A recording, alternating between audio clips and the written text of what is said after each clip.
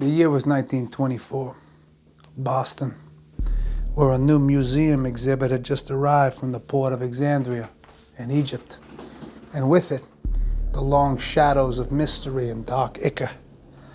Now, truth be told, we play more Dungeons and Dragons than anything else, but I hope you enjoy the Breath of Imhotep, Call of Cthulhu. There's a new exhibit in the Old Town Museum, one recently sent over from the National Museum in London. It's causing quite a bit of stir here in town. All of you are in Boston on various means and perhaps headed for similar or different conclusions. Who can say? But to begin this tale, we will join our companions, our investigators, in the back of a horse-drawn pedicab. We have Alexander and Arabella. And if you wouldn't mind, please describe your characters. Okay, I'll go first. I am a diminutive character. I'm rather small and slim. If you kind of blink, you would miss me. Wearing all dark clothing, dark jewelry, very long dark hair, and enormous glasses. I have a very large book bag with me. And yes, I'm sitting small and prim in the back of this cab. I am Alexander, the man who knows. Yes, exactly. I'm tall and slender with a top hat, formal suit, and a colorful cape and a cane. My sharp eyes and defined features exude mystery and confidence. Yes, they do. This is the place. You see a cabbie sort of pull back the separation into the carriage. It's right across from the grounds there. You guys going to school? You look out and you see the campus of Boston College. It's beautiful and manicured, lush cobblestones beneath arcing canopies of trees. But he points a catty corner across from the university. There is a set of very fine two-story homes within which resides Professor Timothy Blast. I step out of the cab. He gives you the door. You step out and cross the street and you see essentially like the exterior kind of stone fence, and within it, it says Blast above the hearth there. And as you go to sort of let yourself in, you're not greeted by anyone. You're maybe 10 steps from the door when it opens.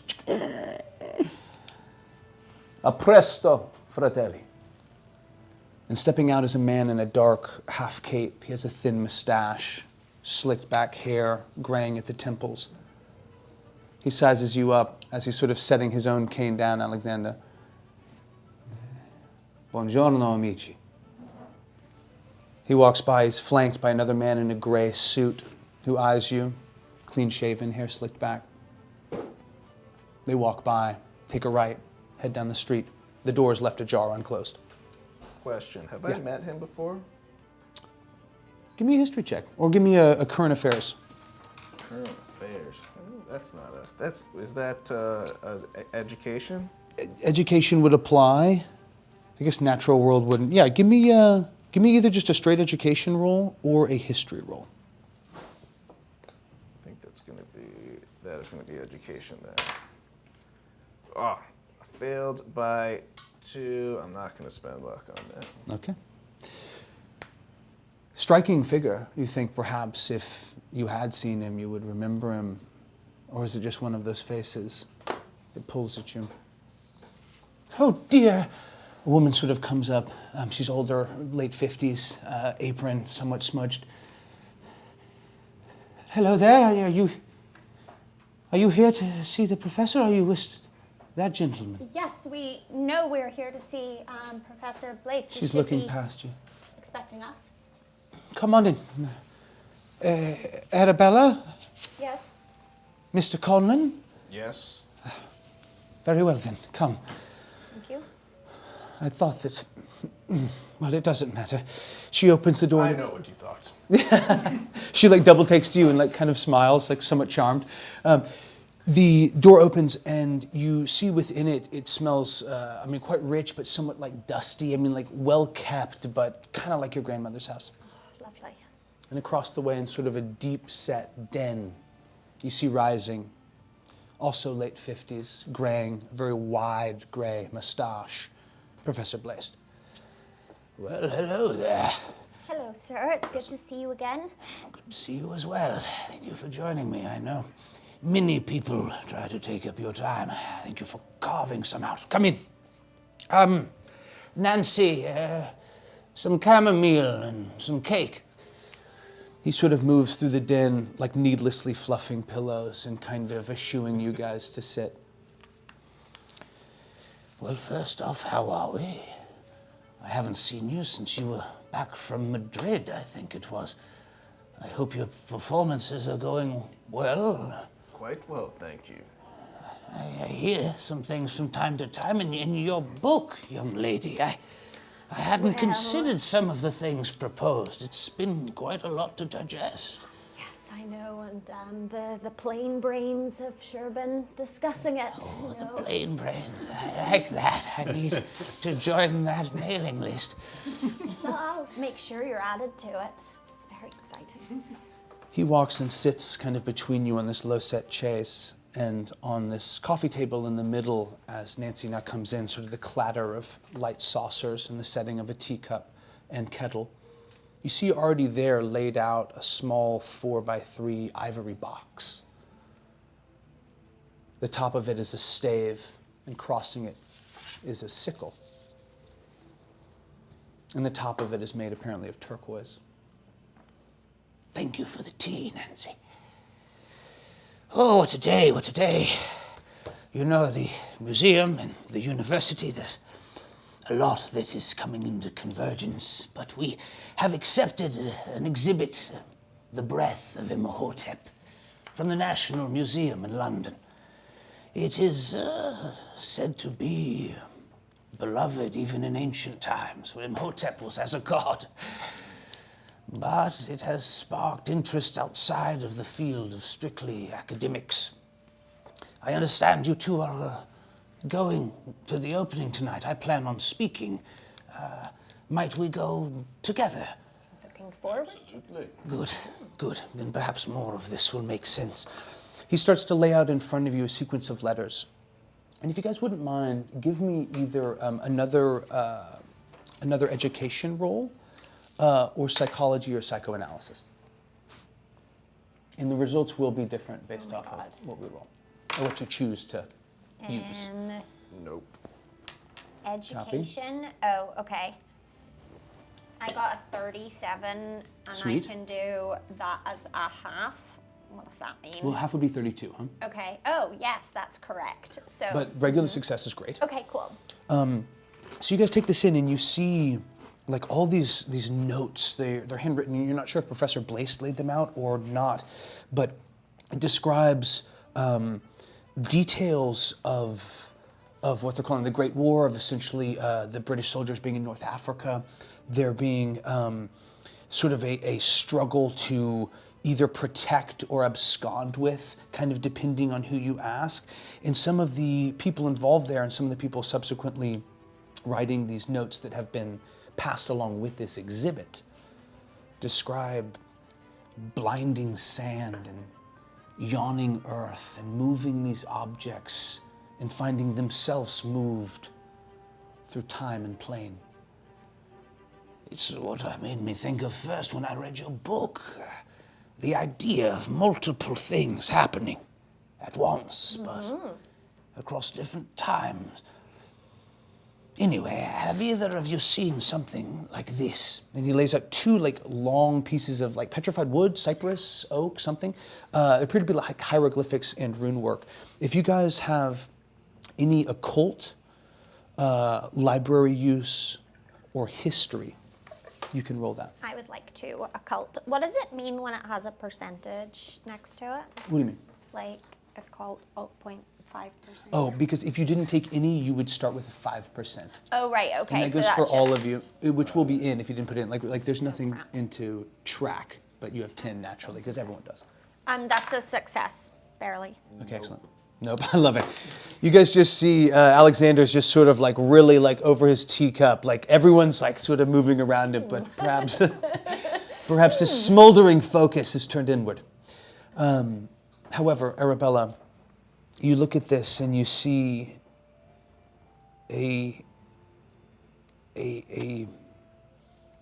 sequencing that's almost like image work that appears to be a level in what's called a plummel in sort of landscaping or surveying, but essentially it's a tool of construction.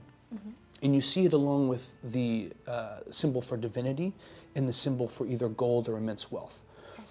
And then Professor continues, it was sent with some of these notes from the director of the National Museum.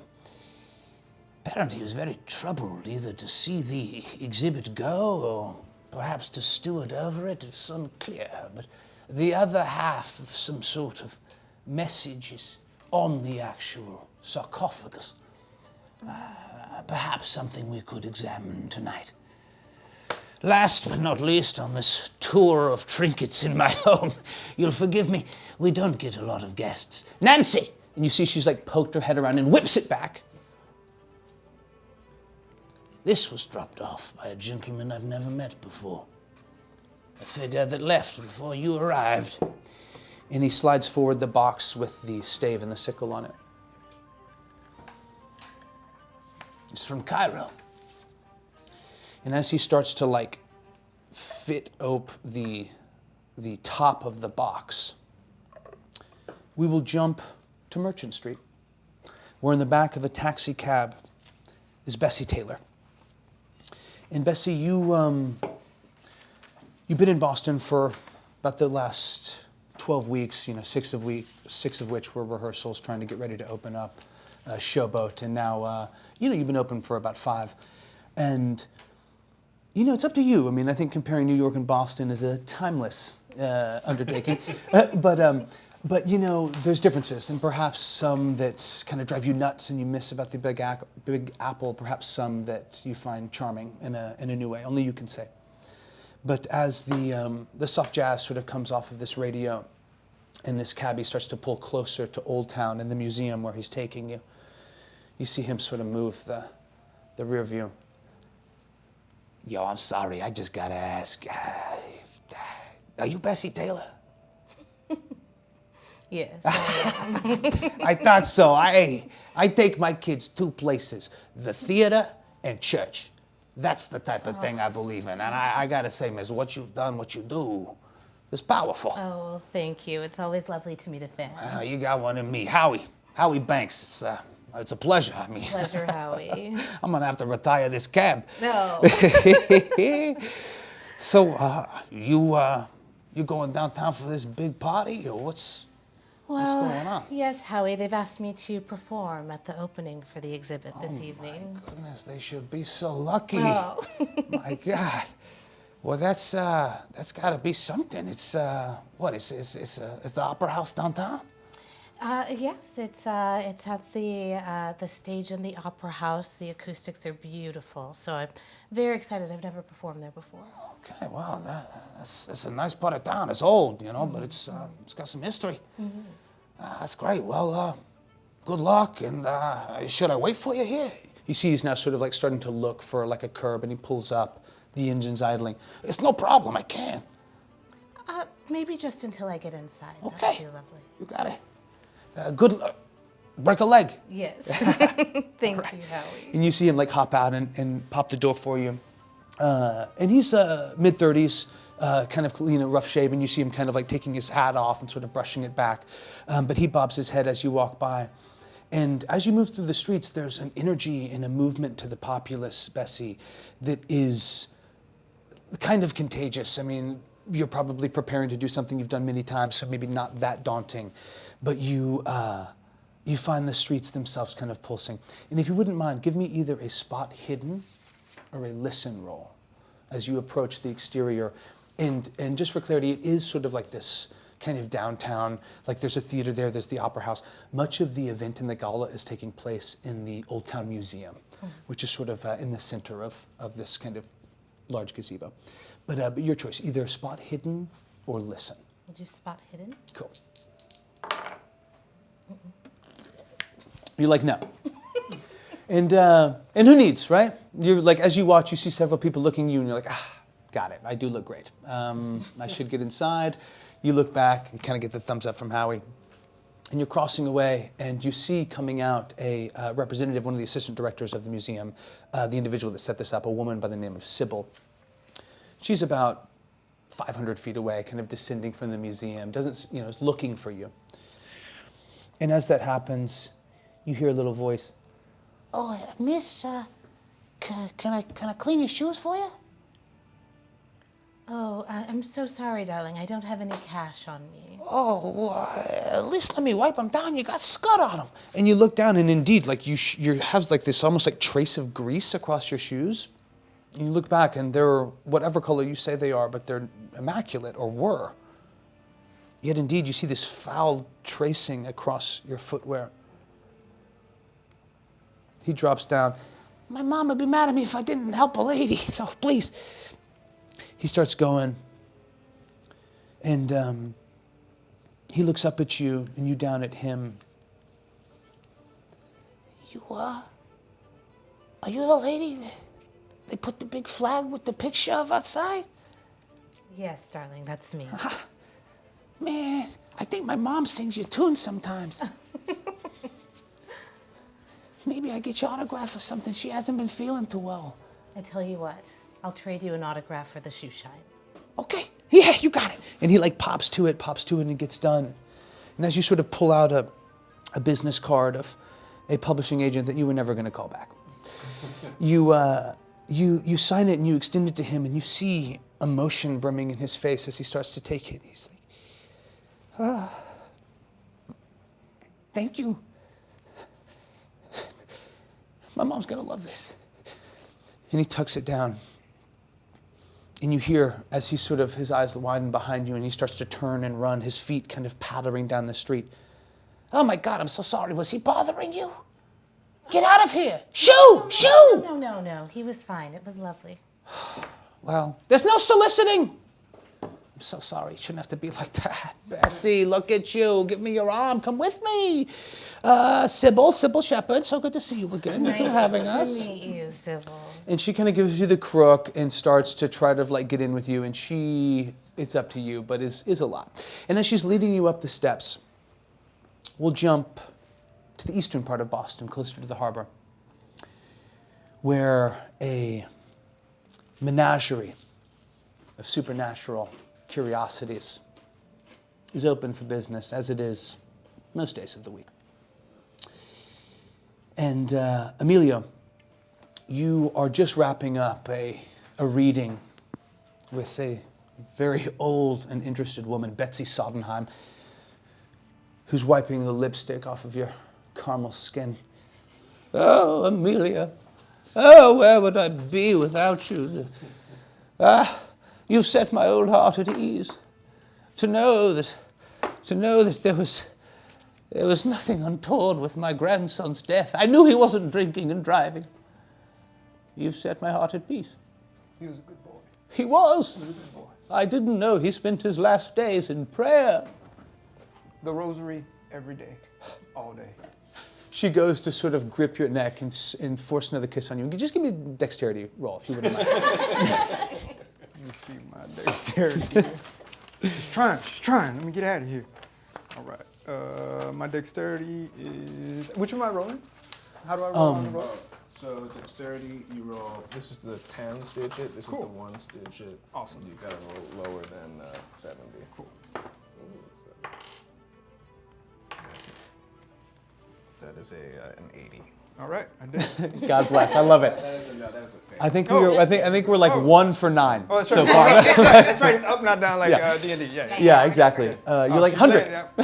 Yeah. No worries. Hey, this is how it goes. And sorry, I think I lost my music somewhere in the mix Kiss there. me. Here she comes. Oh.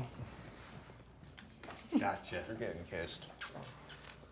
So she sort of plants it off you. You know, I have a cottage in Cape Cod.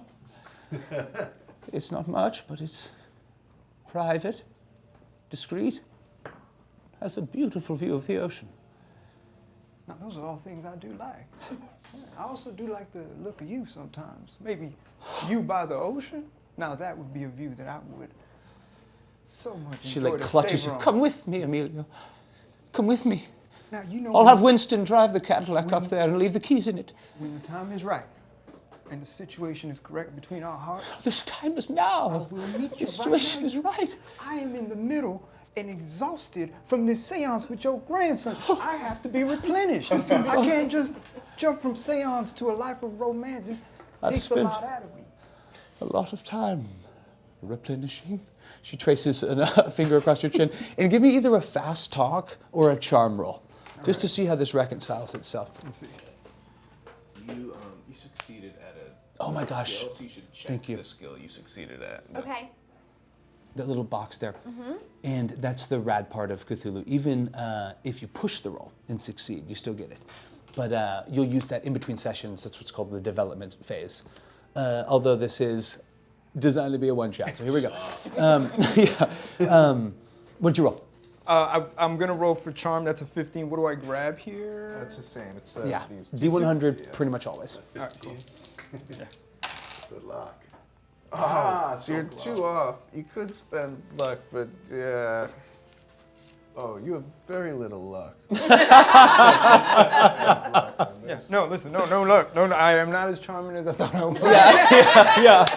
Doesn't always work. I feel like one of those should be higher than 15, so maybe maneuver some numbers around in a way that sees fit to you, Emilio. Nonetheless, you fail to talk your way out of this scenario. Oh, Emilio, I've spent the last 33 years, ever since Leopold died, thinking that this would never happen again. But it is. It's happening now before our eyes. Let's rest. Let's escape. Ding-a-ling-a-ling-a-ling. Excuse me, is this the menagerie place? Yes, it is. Yes, it is. Am I interrupting something? I can come back. I mean, Oh, she's not like at got you leaned. No, not at all. Not at all. Come on in. Come on in. Everyone is welcome. She pulls back. Good. You see a late 20s, clean-shaven guy, long hair, kind of swooped over. You see a ton of soot around the ears. His hands are in the pockets of a pretty heavy pea coat. Perhaps needlessly heavy, hard to say, but it is buttoned all the way up, collar's topped. Yeah, I was just looking around. Well, something brought you into this store, sir. It's not a normal store. It's not a pharmacy, as you would see. What struck your curiosity, young man? He like looks at Betty and to you.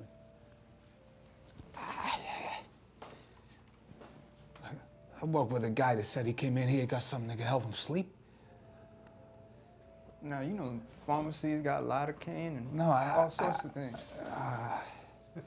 Maybe I could come back. This ain't sleep physical, is it? No,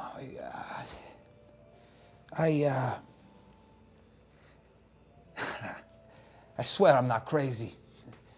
Well, now I gotta haunt the doll up there, son. This is a place for crazy. Let it out. We're here for all ideas and all sorts of beliefs. I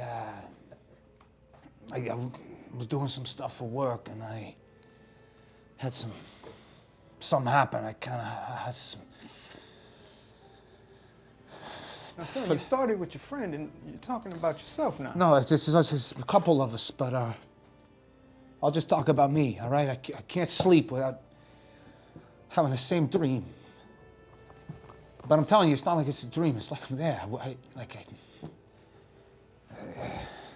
Just something that can stop anything from coming in and changing what I can feel or see or taste or smell. Now, son, if you want to set up an appointment, we can do that. But you seem a little out of sorts. So, listen, I got a little menu here.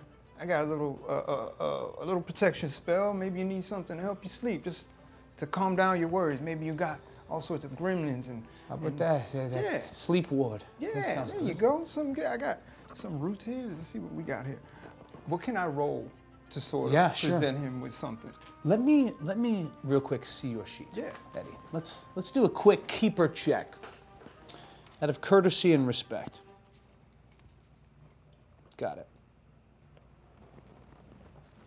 This is the wrong game. No, got it. I'm like, this is We'll be dead soon. This is a spreadsheet. I would It's the say that latter. the language section, I think there's room there for you to maneuver some of that pool of points elsewhere if you see fit. But a lot of this does fit in that tracks. Yeah, but Just give me a psychology roll Cool. as you sort of size up this individual. All right. 69. Great. And mine's is 70. I'm gonna Okay. bump that up for the one. I'm gonna Oh, take no, that no, up. you no? made it. Oh, I did 69 make. is Oh, it's the- less. Oh, I made it by one. Wow. great Holy instinct. smokes. No, you're Okay, good. my brain is finally sorting Also, out. check upside down. psychology. Thank you for doing that because I always forget that. I always forget. Yes. Thank you so much for saying that, truly. So you size this guy up, and as you do, you see him like kind of fidgeting, hands still in his pockets. He keeps kind of like giving 3/4 and looking back and shifting. And you look at him, and man, Emilio, like the set of his eyes. This is a young man. I mean, but there's a distance and a unease that begets the battlefield, Yeah. the psych ward. You look at him, you see that, yeah, he probably hasn't been sleeping, but probably more than that. Right. When you hear, "Grr, grr, grr," oh, Leopold Jr., I have an appointment at Macy's. Emilio, I could come back around. You close at 5? Yeah, absolutely. Now, how about that? Now, next Tuesday would be a perfect day. Tuesday is no good. I have bridge. What about? How about we build a bridge to time together on Monday? All That'd right. be nice, I'll right? come back Monday morning. Here. Absolutely. For I'll be another here. reading. Yes. All right. As always. Okay. Yeah. She comes at you. No dex roll needed. You saw it coming this time. You're going to step back and you will see her Monday. Hopefully not. We'll see. She exits as another honk runs in. And we'll join now another individual. And I would ask you, Cliff, to please describe yourself. Well, probably the biggest feature of him right now, if you're close, is you see that he's got like a cut split lip here, and he's kind of jangling his tooth, which is a little loose, something very fresh. He's wearing working man's clothes, jeans, work shirt, a little scarf, some suspenders, but maybe didn't have them in his. They got lost. You know, and yeah, he's just kind of walking around looking for someone.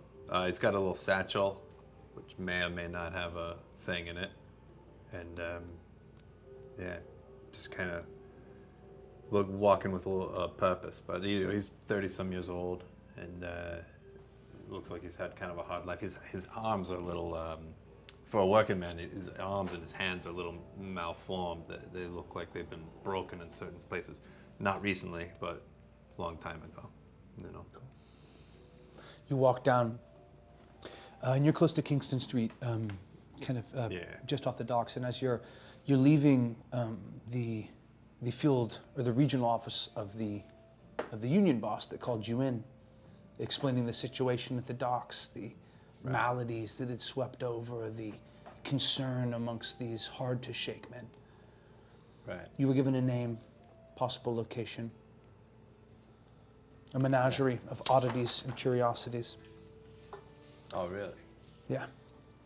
And as you're walking, you've now asked for directions and are close, you see the signage and approach, just as you see an ancient woman exiting, regal and somehow inflamed. And you see, as she sort of walks by, she sort of, "Oh, was it you? Coming in?" She sort of pulls the door open for you. This is a fancy lady with a rich Yeah. car outside with a driver. Yeah. Go where I please. Do you please inside? Perhaps, what can you tell me about this place? Oh, it's run by the most wonderful man. And she proceeds to tell you about Emilio, about the fact that it's known for its results as well as the feelings that people leave with. I come here for readings. Today, I had a seance with my grandson. He passed away untimely, but my soul was laid to rest knowing that his was at peace with God. That's the type of place it is. I'm glad to hear that your grandson's okay. And inside it, like it's, the chimes are kind of just going. It's not electronic. It's just like literally, now the wind. It is. If you don't mind me asking, and I hate to be too personal, how long ago did he pass? 2 weeks. A 2 little weeks. more, I guess. What kind of line of work was he in, your grandson? Oh, he was a grand man. He worked on the board of tactical investment at Fairbanks and Ellis. Does any of this stuff ring a bell? Yeah, it's all good. It's on its way. It's a big law firm in Boston. They like keep, they keep corporations having money. They funnel a lot of money away from, what should be probably civic funds. This is the top 2%. Probably the workers that earn the money. They just know how to spend. They make money by spending it. Yeah, I understand that at this point. Well, I have always heard you have to spend money to make it. And I believe that. And I spend money. I can see that. Well, are you coming inside or not? I'm not trying to hold this door all day for you. You open the door for me? Yes. Lucky me. I'll walk right in. After then, I look at the driver and check him out, see if he's a union man or not. Yeah, he's not. He appears to be her grandson, who's like, what the fuck? Grandma, get in the car. We gotta go. I don't think he'd make it. Yeah, and he doesn't get out and get the door. Yeah. But the door is opened herself. She gets in. She'll see you Monday. And Emilio, you see this as Jimmy is kind of moving down. This will have taken about 2 minutes. You've rolled a 69, succeeded on the psychology roll, and it's as described. But I think you are in a place you often find yourself between two paths of how you will treat a client. So what do you do? This is This is this young guy. This got this buttoned up jacket, and he's telling you. I'm telling you, man. This. He pulls out his hands. Black, like a corpse day is dead. A blossoming of purple and violet. You see this? I can't feel nothing. Can I take a closer look? Yeah. Investigate, yeah.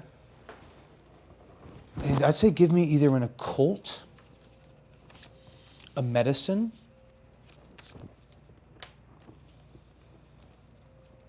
and as he pulls out this hand, we'll have our first sanity roll of the session. Cool. Emilio. So first give me a sanity roll as you see this unnatural, this surely dead limb. 47. Attaboy. What's your sanity? Sounds good. 55. Great. You succeed. You still get half done. Every time I have a 1d4 minus 1 on a success, I roll a 1. So you lose no sanity. However, it is an intense moment. And you see him, and he's sort of looking out to you, and he gives you his hand. So, how long has this been going on? This 4 days ago, five days ago. You seen a doctor? There's such thing as magic, and there's such thing as rot. That Go to cut my hands off. Well, hell, son, I'll give you. I can still move it. I mean, look, I can't feel Okay, anything. listen, kid. I got this old native recipe I learned from my mama, and I'll give it to you. But Okay, give it son, to me, this is anything, please. Bad. All right. What do you got on you? You got $2. I need to take something, son. I'm trying to help you, and I don't want to rip you off, but it looks like that's bad. He pulls out $3.78. I got this. All right, you owe me a quarter. You owe me a quarter. Whenever you get it, come right back to the shop. I'm sure it'll be worth it. Mister, I ain't got no fucking quarter. Please. That's fine. Here. I'll get it for you. Exactly. And around this time, you hear, well, thank you for holding the door. And ding, ding, ding. Again, it closes after jangling open and holding. And these scenes are now merged. You walk into a space that's about 16 by 28. Neat rows, but a full space. How would you describe this shop? Like stuffed to the brim with all sorts of dusty curiosities that would bring unease to a Christian valued man.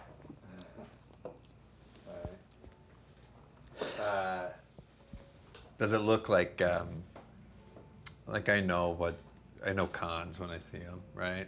Does it look like it's just like a con shop kind of thing? Give me And also, more importantly, do I see this guy's hands? yeah. I As you I wouldn't be worried too much about fake crystals or anything. I would say, and this is tough because of the combination of things. I would say either give me psychology, psychoanalysis, or spot hidden. We'll do psychoanalysis. Yeah. Success? 34 Out of 51. Okay, so almost a hard success. Great. So, and that was psychoanalysis? Yeah. Sick. So, always a little bit of showmanship, even amongst pastors. Oh, yeah. This is a place that, I mean, hell, if it's able to look this nice in a neighborhood this bad, seems like it's done some people some good. At the same time, I think much like the placebo effect of an end-of-the-year bonus, that men's minds can be manipulated and molded. Yeah. And this feels like a place that walks that line finer than any you've ever seen. Sure. He turns around, oh, fuck. You see this black hand slip inside a cloak. Hey. You, sorry, Clifford Dietz. I'm with the... I'm Jimmy McDuff. Good to see you.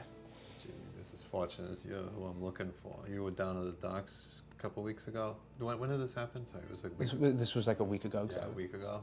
You working at the docks, 7 other guys or so. He looks at you. You a cop? The last thing from it. No, I'm with the union. I'm with the union board. I'm here to help you. I'm not here to He sees understand all you. of his features melt. Yeah, I was down there. It was fucking horrible. They get in this boat from London. And I'm telling you, that night, like, it was like it got dark and it got silent to a way I've never heard in my whole fucking life. And every man there felt it. All right, and we kept going because that's what we do, but we keep pulling these crates off and they keep getting bigger and it just keeps getting darker and more quiet. You couldn't even hear the fucking gulls. Did you see any of the people that were on this dock, on this boat? Yeah, What were they like? Italians mostly. Yeah? Yeah. I mean, nothing against them, but yeah. Sure. What are you in here for, son? Not just to ask somebody else questions, I'm sure. No, it's exactly what I'm here for. I'm here to find you, find the other people that are with you, also a woman.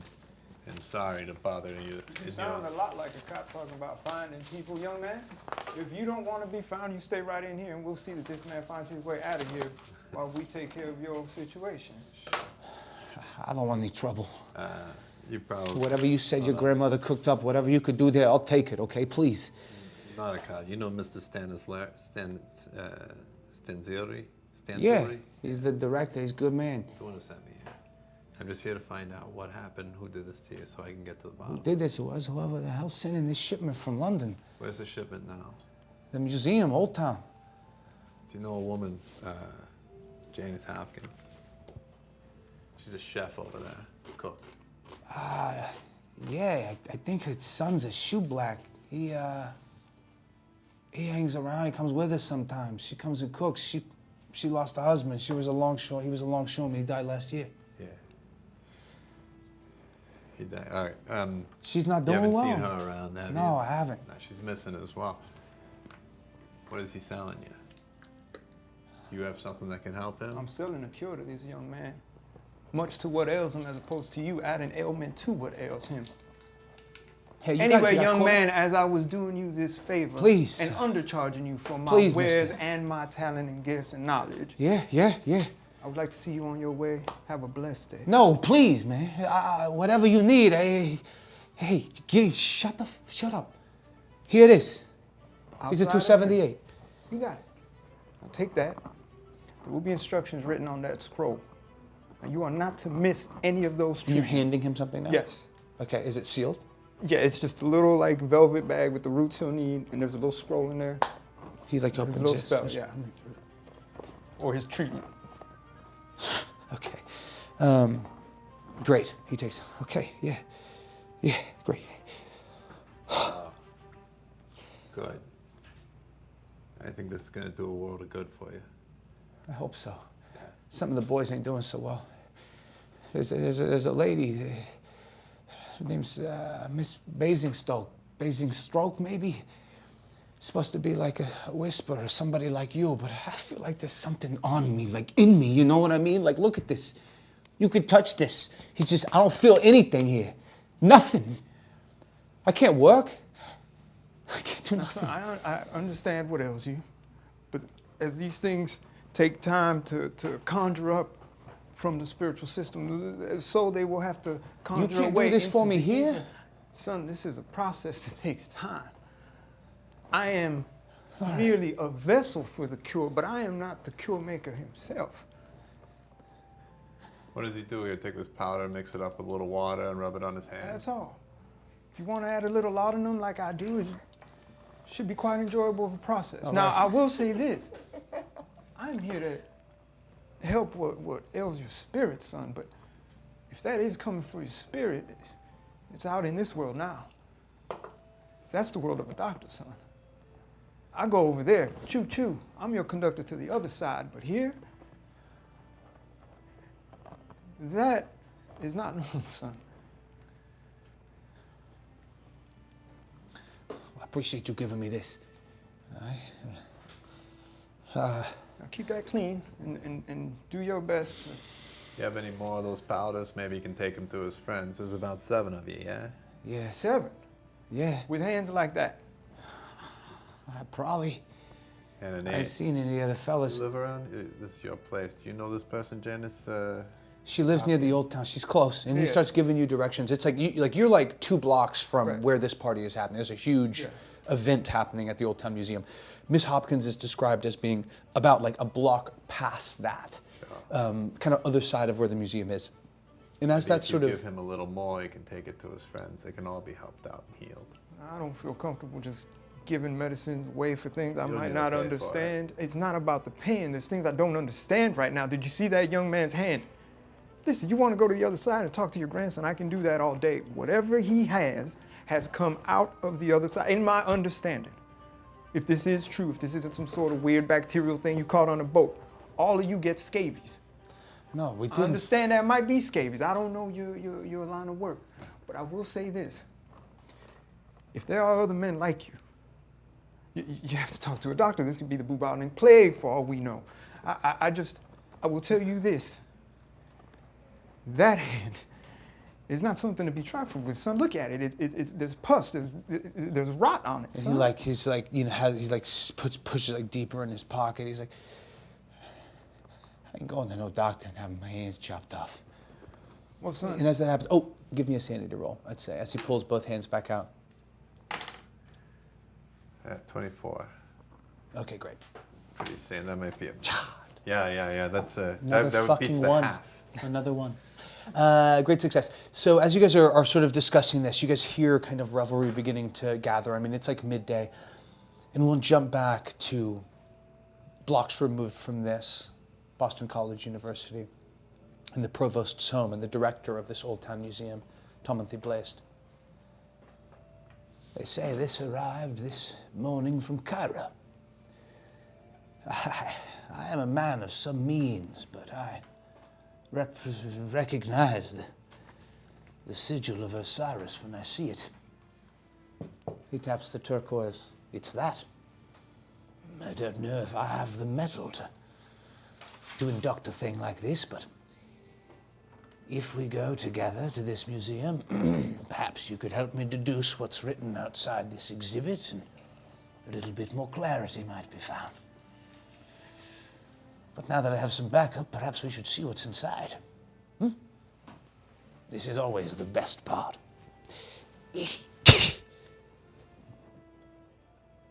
Oh, God. No!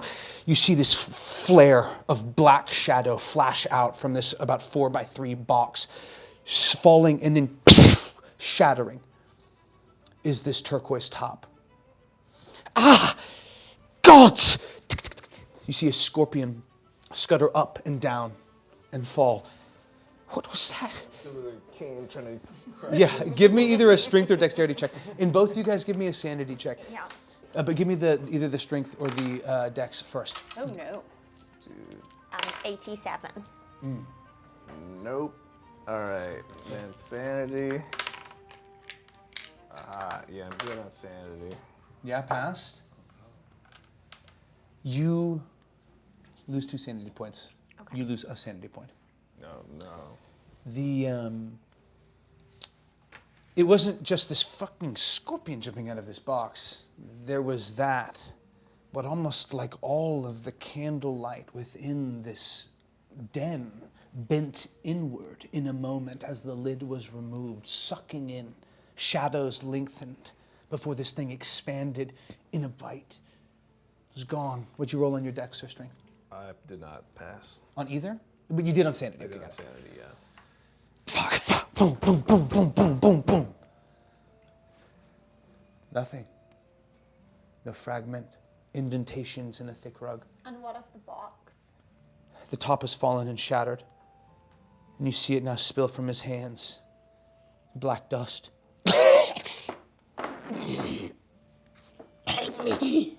Water! I'm gonna get him some water. Water!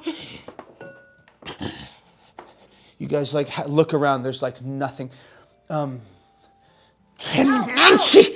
You hear Nancy sort of crumbling. She goes, Bring some water. Gods! She goes back. Quick. As she just comes back, he falls to his knees and Give me your hand! Oh. Your hand! Look at me! you look into his face, and Arabelle, you see his features and his skin start to slough and slacken. I'm like. It's give me a strength roll contested against it. Okay. Oh no, 78. So we had a regular success. Okay, and that's probably Fails? Yeah, He fails. clutches both hands. Is there a phone in the room? I think you would have seen one clearly within the kind of foyer between this entry room, the den, and the deeper status of this house. I'm gonna run there to call emergency services. Okay. You go for it. You immediately go and ring the operator. As you do, all this is sort of happening at once. Nancy comes running back in. Sorry, I think we lost this. Boink. And I will turn on the music. Oop, not that. Sorry. Cool. This should be a clock. When know. the China ball I know. falls, we all That's die. I know. Like, That's how it feels. I know. That's how it feels. I think it's good. Yeah. I think it's good. We thought many things before. You guys, it's all happening at once. Nancy is running back. Here, take it, my Tomanthy. Oh. And it's the most British name you could ask for, but he's you see his entire, now it's swelling, sloughing over the top of his fixed collar, almost like the skin itself is stretching, bloating. Pour the water at him. He takes it. Again, it catches on the edge of this coffee table. The glass shatters. He falls to his side. Ring, ring. Operator. We need a medical personnel at. Okay, what's the address? Do I know the address? No. You asking me if Nancy, you know what's the address? No. And Nancy's like, 1-2 Boston Court. 1-2 Boston Court. 1-2 Boston Court. Okay, 1-2 Boston Court. I can ring him for you. You need, okay, I'll see if I can patch in. give him about an hour and a half. Hour. This is urgent. This man has been bitten by a scorpion. They're coming with horses, man. I don't know what to tell you. I hear you. 1-2 Boston Court. Anything else? No, I'll hang up. All right, well, don't be stuffy at me because... And he clicks. And you're standing there, Alexander, and again, that line you yourself walk, probably none more so or closer than in the past 4 or 5 years since Prohibition has really slid into place. You find yourself kind of in between. You've definitely gone to render some aid. An hour and a fucking half. You come back and say, a car or something here? You guys took that carriage here. Oh, right. Is it still here? It is. I'm going to try to pull him into the carriage, take him to a hospital or something. Okay. You see him, he's like, He's fallen to the ground. You go back in there, and he takes your hand. Go tonight. It was Antonio, the man. and you hear this gasp and this exhale of breath as this death rattle leaves this man. And you sit in this den with this corpse, and you hear Nancy wailing. And what would you like to do? What was it he said with his last dying breath? He said it was Antonio. It was Antonio. Antonio. Thank you. Who's Antonio? Do I know an Antonio? You know Antonio? No, I don't. Nancy, who's Antonio? Nancy, pull yourself together, woman. I'm gonna shake her. You see this? Nancy! I'm gonna take the rest of the water and chuck it on her. I'm gonna slap her. It's just evolving, like a fireman kicks in the door and just axes her. You see, she's like, Antonio was the man that was here before you arrived. That goddamn Italian. Oh, that guy you knew. Did I know him? I don't know. You were for a really long time. Yeah. You guys both had canes, and you were like, do I know him? And maybe you might have heard of him, but you haven't, so no. I thought you were looking at him like you were Anyway, this man is dead. Did Antonio give him the item that just killed him? Let's try and recall. Can I try and recall anything about Antonio? Whether or not now in hindsight he looked creepy? Thin mustache, handsome. Does it get any creepier? Absolutely not. Half cape. I mean, he was very well dressed. He was flanked by men that also appeared very well dressed. They seemed confident in possession of the space around them. Can I take a look around the room? Are there books in this room and like papers around? Many of the papers that were laid out, yeah. Okay, I want to start going through all of the papers and see if I can find anything about Antonio. Okay. Give me either a library use or just a straight education. Ooh. Library use or straight education. That will be an education, and it will be a success. Awesome, regular success. Yes. So you find these things, and many of them addressed to strange, like literally addressed to like rune work almost. You see and read ragings about despots, about the spirits of dread warriors, about cities leveled and created with the extending of a single hand. And as this is spoken of, Alexander, I think you're like, oh, fuck, this is 100% this golden level, this artifact that's recently arrived. I mean, you'd been made aware of it through the channels that you swim in. It appears whoever was writing to Professor Blast was attempting to warn him of the incoming of this exhibit. But they also detailed dreams of staggering power. Dreams? Yes. Of having one's very essence and thought pulled away. Almost like everything but the consciousness, then trapped, forever sentient but bootless against anything. I wonder if Tom and Thea had read these letters, because they seem to be carrying grave warning of some kind, but he was in a hurry to see this exhibit. He was meant to speak there tonight. How could he speak when he is Nancy, dead? did you know what he How can he speak? And he starts shaking you. Nancy! Nancy, did Antonio give anything to what's that dude's name? The dead person in this room.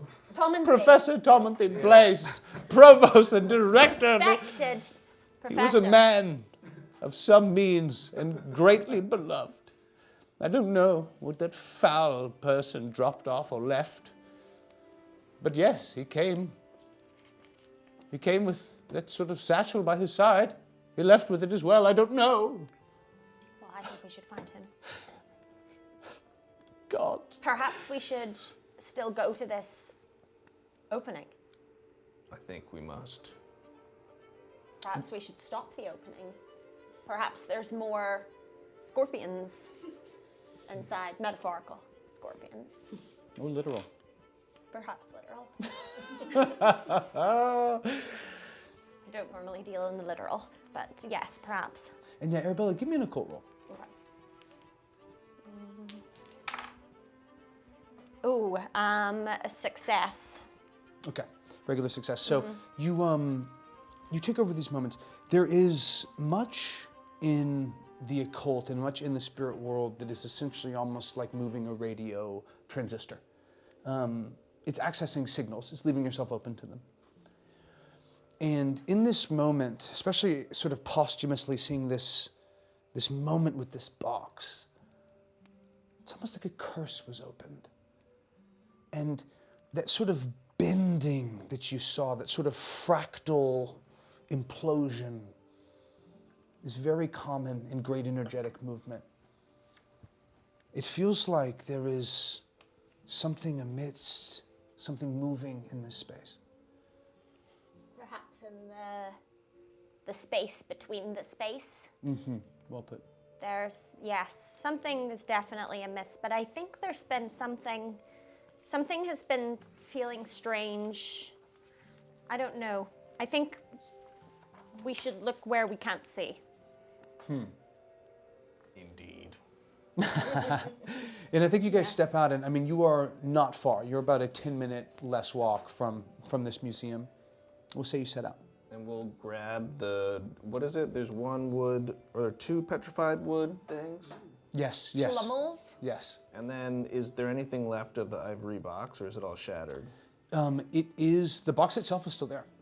And you can see within it these like tracings that look almost like black sand, almost like if you took cloth and burned it. Oh, Didn't even see that one that coming. was fun. That was fun. We're cool. We're alive. We're good. Yeah, I think we'll be okay until that goes down. And then we'll still be okay. I'm off Okay, it's camera. gonna- Don't worry. Yeah, It's a union you know what? job This is over probably here. in frame though. That's gonna hit your drink on your laptop. Thank you, yes. It's all right, Can you don't see if this bother is in me. frame? It will be in frame, but Sure. don't worry. We got tape that's already up here. We can Love just fix it with that. Don't worry. Everyone go back to your pleasantries. Good union man. Yeah, good If union. you got a man. card, you can help me. Otherwise, just sit back. No.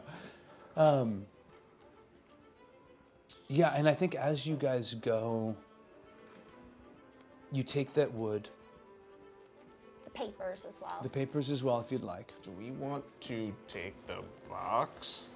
You can. I'm gonna find like a bag or something and try to. You take could it take a without pillow out of touching its it. case. Yeah, I want to try to take it without. Oh, touching don't do it. that! Would you rather we leave it here with you? No. But you are leaving me with a body. I mean, they're coming in an hour and a half. You know what that means to the Boston Oh, fine. Take it. Take that one. That one. And she like needlessly points to an identical pillow, but the one that you're not holding. A less nice one. Yeah. Yes. I've washed that one less. Yes. And you can take that. We can say that you secure it. I would say that there's a difference, and an important one, in touching something and in putting something on one's person. Those are separate things, but with some overlap. Yes?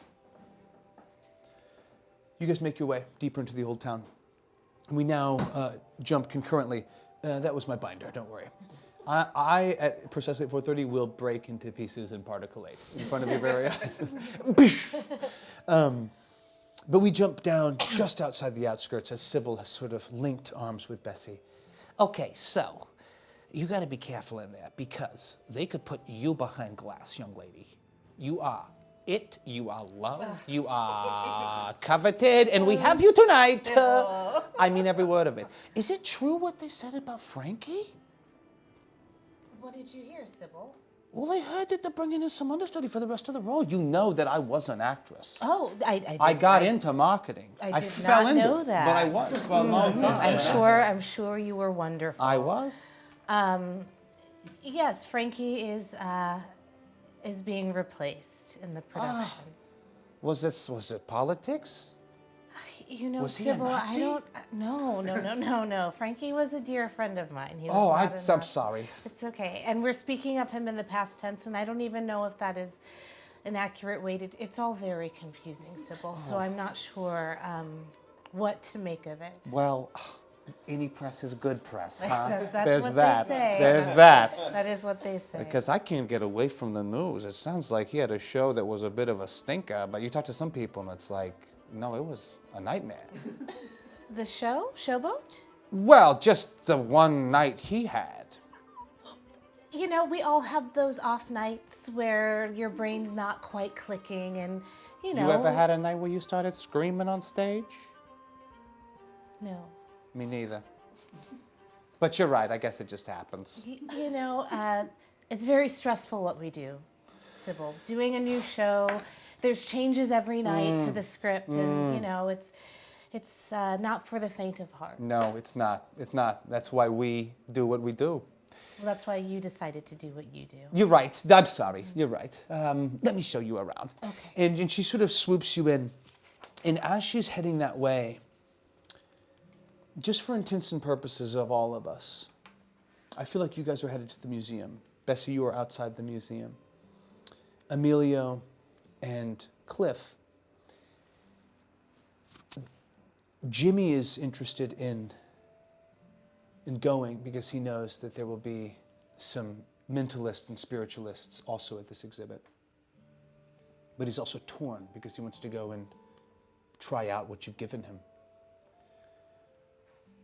Are you two interested in doing something in between here and arriving at the museum? Well, I was going to ask Jimmy if there were any sort of, on the crates that he unloaded and on the ship he unloaded them from, if there was any sort of iconography, any sort of, you know, like what company, like, or were the crates all blank? Was there any symbol on it? So hang on to that. Great question. We'll pick up with that perhaps with you guys en route in a moment. But right now, Sybil and Bessie, I just wanted to check in. Thank you for that and hang on to that, Bri. I appreciate that. Sure. The air is nice. I mean, champagne in coupes and pastres. You see an extremely French chef berating someone. And this is nice. This place is nice. There's verbal assault here. Wow, like that's toxic as hell. The food's gonna be great. And you guys are moving through, and lights have been strung and paper lanterns, and the entire kind of gazeboed courtyard outside this museum is built in one of the oldest spots in Boston. And as you take it in, you look about, and it's hard to not be so aware of, like, people kind of know who you are, people are coming up and thanking you, Sybil's sort of like keeping people at bay, waving over champagne. And give me either a spot hidden or a listen check. Listen. No. And I'll also just say, to see how this moment is spent and treated, give me either a charm or a fast talk roll. Your call. But fail on the spot hidden listen. Got it? Charm. 7. And if you get a 96 or higher, Oh, let me know. that's a extreme success. Is it? Yeah. You should check charm. Okay. Thank you, Julian. Thank you. I'm gonna need you. Excellent. So as people kind of spin off and come and go, there's some people that come up, and you handle it with such grace. And I think you have an ability to sort of tread water, maybe not burn too much fuel, and be like, okay. And eventually Sybil's like, she needs to warm up. She's going to sing, all right? When you hear a clatter down the steps from you, and breaking free, you see a man half loosed from a straitjacket who comes and runs and falls to his knees. Help me. Help me. Take me back. Take me back, please. Sir, I'm sorry. I don't. Sybil's like, good damn. He has an arm free. He reaches for you. Give me a dexterity check.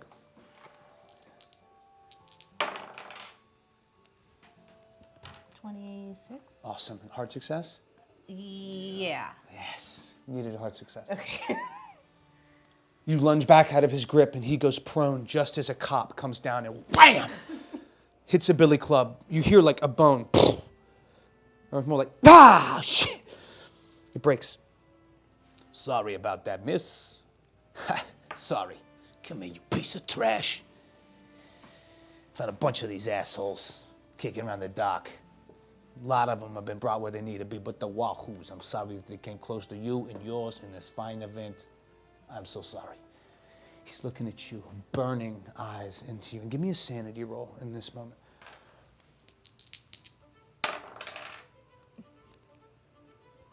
82. Whoa, you are so sane. Especially for an actor. Amazing. Amazing. Okay. I do have to roll it. I'm sure I'll roll a 1 and it'll still be that. Hey, you take 2. Okay. Amazing that it's more than some people's failures. But you, drop it down that amount. You see him see you, and he just starts to smile. And as it stretches back, you see him retched back and his eyes don't leave yours. And even as he's muscled away by this police officer, he's looking back over him. And you now see a constable come up. I'm really sorry about stuff like that. It's problematic to me as well. How you doing? I'm Bill Fudd, and you call me Fudzy. Pleasure, Fudsy. Security over here. Maybe next time we make sure they don't get so close. That's fair. They did get close. They did get close. Although, to be fair to myself, if I don't let them get close, I don't get to use this guy, right? And he slides in the billy club. You're like, okay. All right, sir. I gotta say, I'm flattered that we have, someone of your acumen coming and singing for us here. I personally pushed for the jugglers, but Taste is different for everyone. Yes. I'm sure it'll be lovely. I'm sure I'll enjoy it. Not offended. Sybil's like, Fudsy, that was extremely rude. No, Shut up. It's fine. It was rude. Okay. Jugglers? Are you a kid, a clown? A woman just got attacked. Make the perimeter something. He's like, right. Tips a huge hat to you and sort of looks off again, hand on his billy club, sidling off. And around this time, you are sort of being brought over. There's a more or less like a young assistant, a man in a very thin tie and like an ill-fitting suit. If you're ready, we were just gonna get a little sound check. Sure. He looks at Sybil, who's just like grilling this man. He's like, this way. She hates me. He starts leading you off to sort of prepare for this song. You have everything you need? You need some water? Just 1 second. She takes a flask from underneath her dress, takes a sip of whiskey, and puts it back. Okay, now we're ready. You are cool as hell. Thank you. He's like looking around, and he starts to set you up sort of in the middle of this kind of space within this huge museum exhibit, which, you can now see. There hangs an Egyptian chariot. There's this enormous kind of prehistoric fish animal, these kind of pinched tusks in this enormous rib cage. And you see on these vaulted steps in the center, with this beautiful kind of centered spotlighting, a sarcophagus resting. And several steps in front of that, on the lower platform of these terraced steps, is a stand-up microphone. And as you stand off stage and watch as Johnson goes and prepares this sound check, we will hop about 10, 15 blocks away as you two are leaving the docks with Jimmy. The place, it looked, they were like, for the most part, regular boxes, except for one of them. The last one we brought out is the biggest. But it had like this painting on it that was like 2 hands, like holding something. Holding something like a shield or a... I don't know what you'd call it, like a little, like a stick with a little hook on it, maybe. Like a scepter. Or something, I guess. for like wheat, like a scythe. something like that. Yeah, maybe. But like both of them had like bam. Does this bring up any kind of? You can give me a imagery history for check or a cold check if you like. Do a history. Oh yeah. I think that's a critical success. Because Let's go. I have a 50 and then half, just 25, and I rolled an 18. Sick. Well, it's a fifth. Yeah, so it's a hard success. I don't know what that means. Yeah. Oh, yeah, no, a hard success. Thank you. Well, I have 50. I rolled an 18. Perfect. Okay. Great roll and a hard success. You an extreme would be 10 just for reference because it's a fifth of the value. Fifth. But a hard is half or lower, Got so it. yes. You know, you alone can say what your political leanings are, but there's an awareness that the sickle in general has been associated with either gods of the people, movements of the people, or representatives of the people. Right. This appears to be some denomination. Hearing him describe it sounds like it was old, like it was copied and put onto a box in reference to something that was seen within the box. Sure. All right. And Jimmy, you took these boxes, or these boxes were loaded on a cart and they were going to the museum, yeah? They were loaded off of a boat. Well, yeah, boat, but you put them on a truck. Yeah, we packed them up. The truck is also not doing so good. The driver? Yeah. Fuck me. It's all right. Don't worry about it. You have your thing. Guys, I'm well meaning and understanding the help, but I don't exactly see how I come into play on this. Sure, I am scared for you, young man, but you should be at home resting. And you, though you're not an officer, seem to be taking me down an investigation that I don't want to be involved in. You certainly don't have to. Unless you want to find out what happened. Can you assure me you're not a police officer? Do you have any sort of longshoreman identification or union card that I can put my eyes I upon? certainly have a union card. He also, he knows Mr. Stancil. He's a local rep for the union. And what's got you so wrapped up in this? A bunch of dock workers get sick. That sounds like a problem for you and your loyal types to handle. Sounds like these young men are getting sick on your boats. You want to call it supernatural. That sounds like you got a problem with the law. They're not my boats. Whose boats are they? This is what we're going to find out. The boat's gone. The boat left. So why was the boat here with no log? Why'd they unload and these men were sick? I don't know where I don't know who ordered the cargo. All I know is where the cargo's going, and that's the museum. Yeah. Jimmy, use this powder. Is there anything else you can think of? Any other people that may have gotten off the boat as well? Was there anybody with the boat that stayed? Or was they just loaded up and left? Anything you can remember? Only just because I heard it and then I looked up and saw it, but one of the fellas had a cane. A cane? Yeah. He's on the boat. Like an old man, like use it, or Couldn't see. like a fancy cane? Couldn't see. All right. Curiosity has been piqued by you, young man. Have you had any sort of visions that you can describe to the fullest extent? You say you have trouble sleeping, but is it a malaise? Is it a thought? Is it a dream? Yeah, it's like the same dream over and over and over and over and over. What about your friends on the top? Do they dream as well? I only seen Chuck and he ain't doing so good.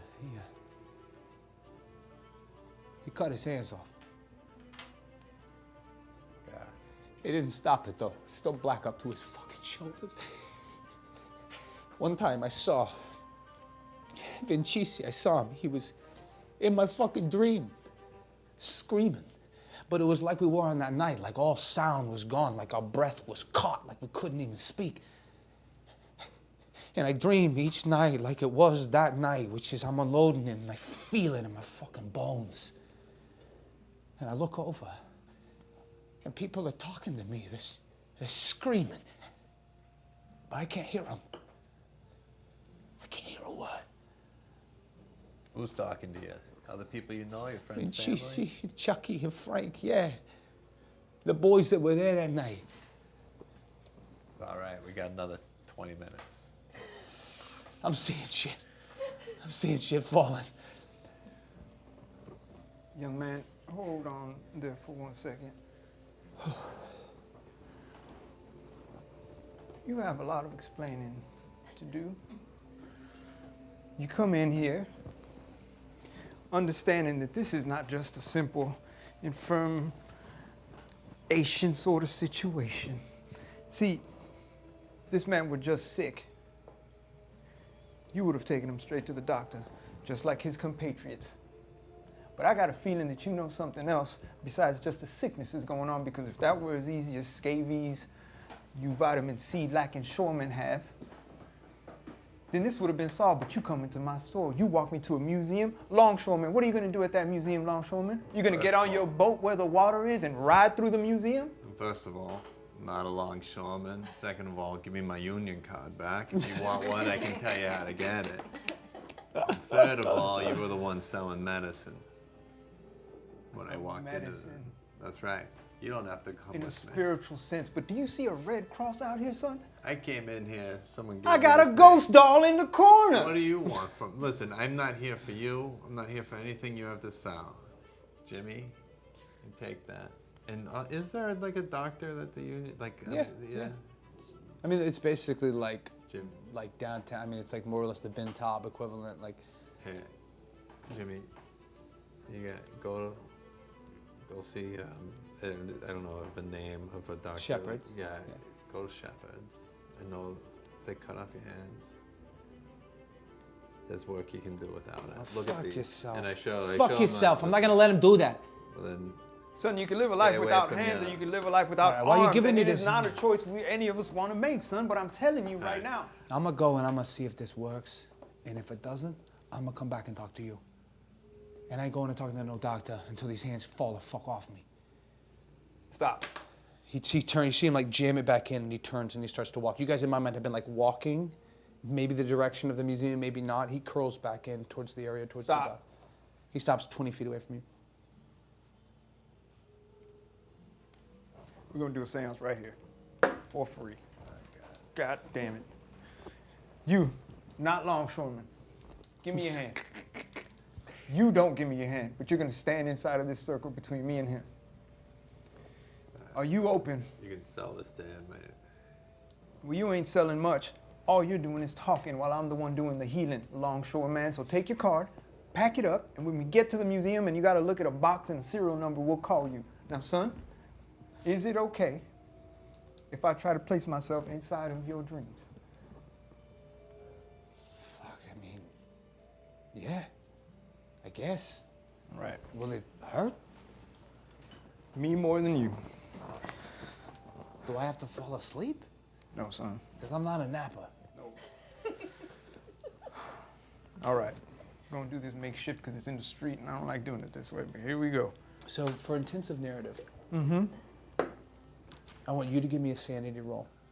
And I want you to either give me an occult or a psychology roll. Or if you can pitch me on another way you would run a seance, I'm open to it. 41. Success? Yeah. You said psychology, or which was the other one? Occult. Ooh. Cool. Lose 2 sanity points. On a success I list too? Yeah. Yeah, sometimes it's... Did I lose it the first time too? No, because I rolled a... Well, it was okay. 1d4 minus 1. I rolled a 1. Okay. I'm gonna roll psychology. Go for it. Sorry. Oh, 2. 2. Wow. 2? Good. Yeah. That is an extreme success. Wow. So you take what he's given you, Emilio, and in a way like a painter blending oils or a sculptor working clay. There's a seamless and effortless interaction. You sense a precarious ego and id within this young man, that this experience of nightmares, of physical deterioration, of the threat of the loss of limb and livelihood has pushed him to the brink of his own ability to hold on. And let me ask you, Emilio, are you wishing to perhaps look beyond? Yes. Give me a sanity roll. You'll need a hard success. see what my number is. Where's Hard as half your sanity.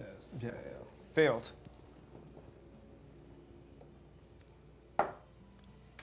Ooh.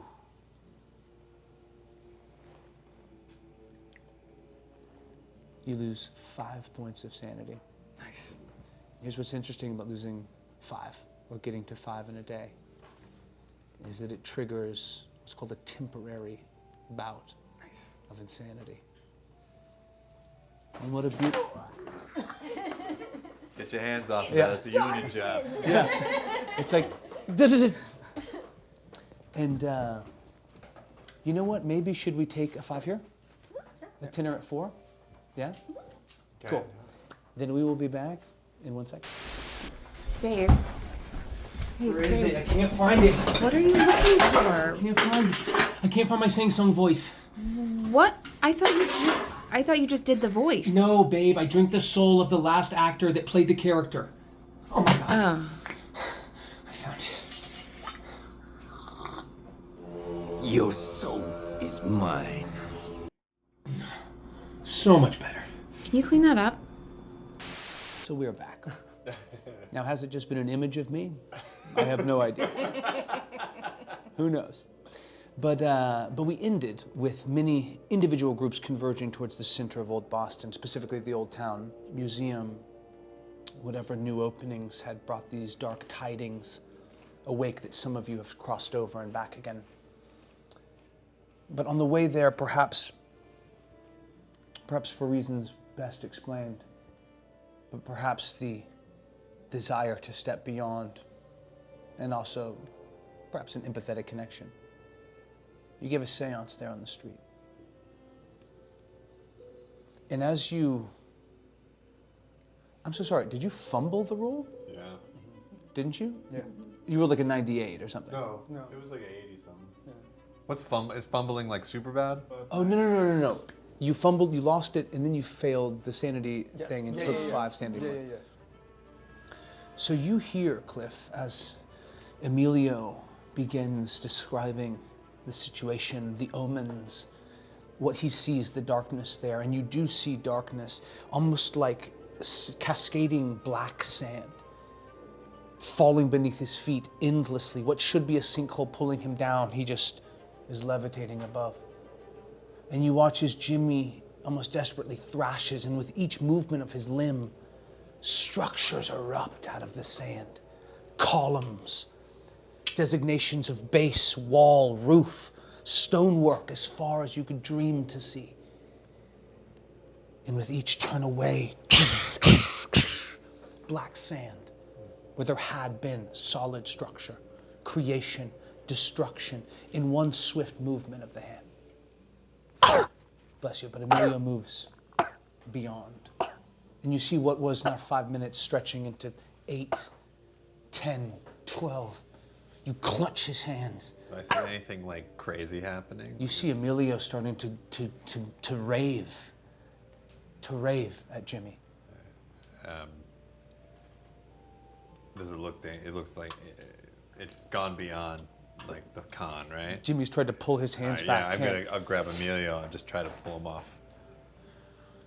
Emilio, for the next about 15 minutes, on some skills, you might have a penalty die. Cool.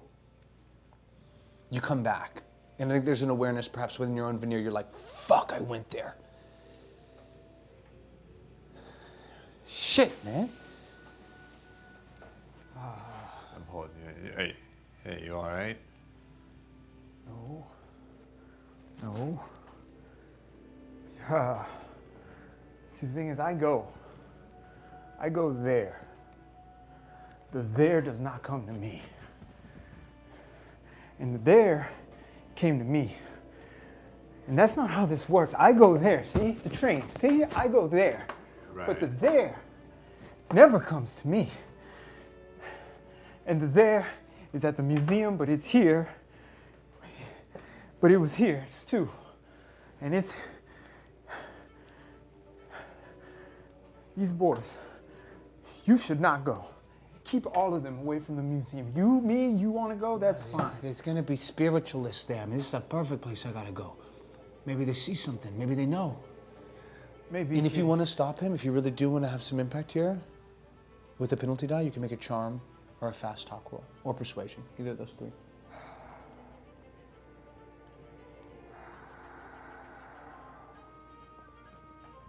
We're gonna do a persuade roll.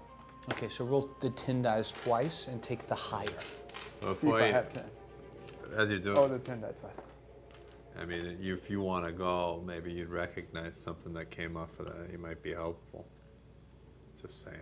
Or can I do the psychology where I have a 70? It's not really persuade. No, persuade is persuade. Yeah. Yeah, I mean, in this case, it's basically I think psychology can be used to perhaps gain an angle and understanding, but I think the efficacy, the application of it, Gotcha. will come down to either charm, fast talk, or persuade. Or intimidate. You know what? Fair enough. Yeah. And listen, I'm always open to if you want to pitch another skill or another angle, I'm down.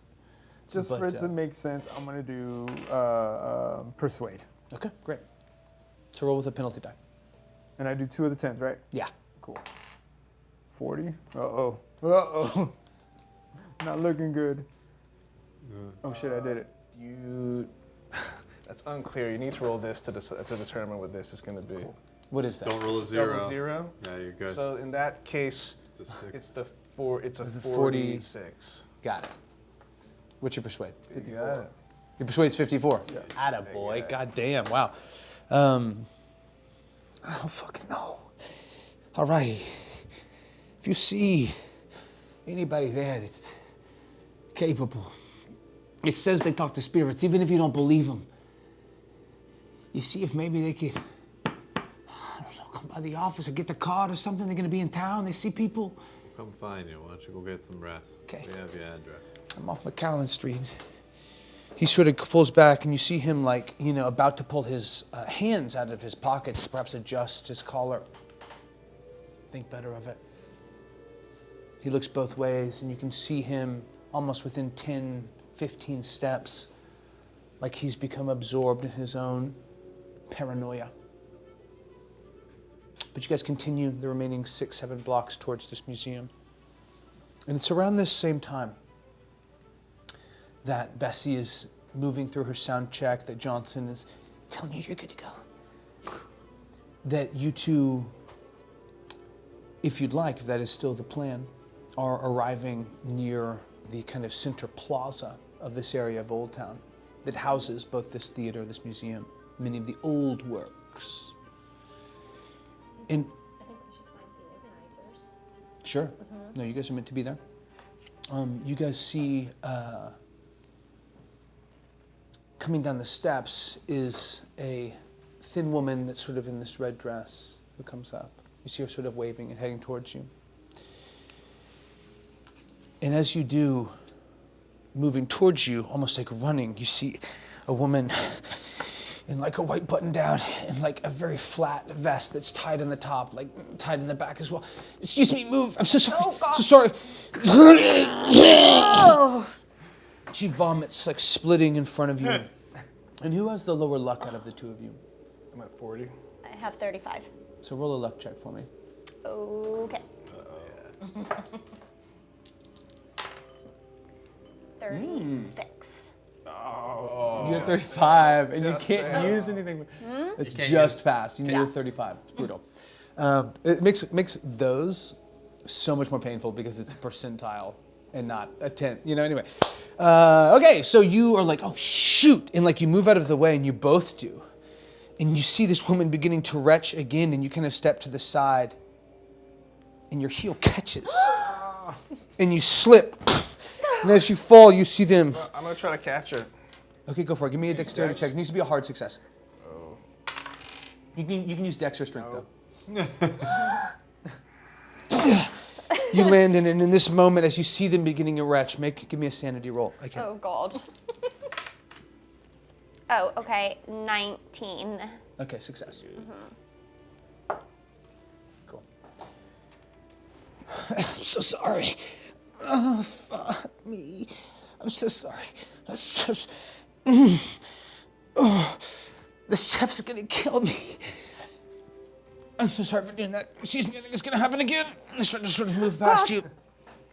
You see them rushing down the street. And now there's this woman in this dress coming down, and behind them you see this man with this sort of wiry mustache and this wiry hair that's sort of thinning and gray, but like pulled back. Antonia, what the fuck? Antonia! Where are you going? You must... It is the middle. Antonia, I'm gonna scramble to get up.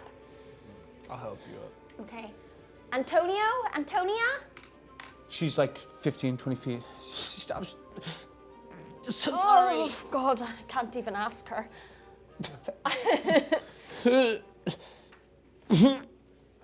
Excuse me, miss. Do you happen to know? I'm just ignoring the fact that she's. Yeah. this is I'm great. now starting to throw up as well. Sure. Do you happen to know Professor Blazed? What? Professor Timothy Blazed. No, I don't know any professors. I left school a long time ago. You see her starting to turn away from you looking. She sees a waste basket about another 15 feet down. She goes rushing towards it. She begins to retch into it. Oh my God. If you guys do go in there, do not have the nigiri. All right? Okay. Thank you. Thank you very much. Yes. Antonia, this is not a time for breaks or for fucking around. The party is beginning in earnest, girl. Get in, past the trays. I don't think you know, Antonia. I think you should go home. You see that, like, up the steps, about 20 feet from you, is this chef. He's like, who the fuck? Give it a moment. I'm so sorry, guys. It's me. Hello. Sybil Shepherd. Sybil Shepherd. Pleasure to meet you guys and see you guys. So, you guys are here for the booths, right? The spiritualism? What do you guys call it? No. We're here. I'm a specialist, and I was here to take part in the opening of this exhibition. But there's been a terrible accident. Something dreadful has happened. Oh, I know. It's like if you're going to get sick, do it at home, right?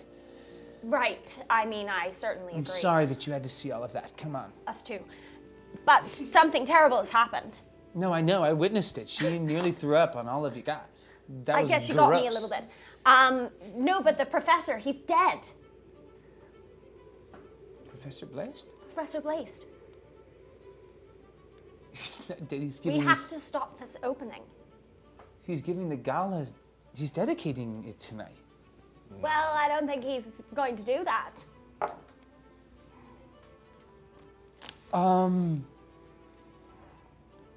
Thanks, Sybil. You trained for this. I'm sorry. This is a crisis on a level that no management team knows how to deal with. Let me pull I back. mean, that's for sure. These artifacts, they may be dangerous. We should perhaps not go through with this event. No. You guys can either give me separate persuasion, fast talk, or charm, or one of you can roll with a bonus. I will give you the opportunity to roll. What's your highest one?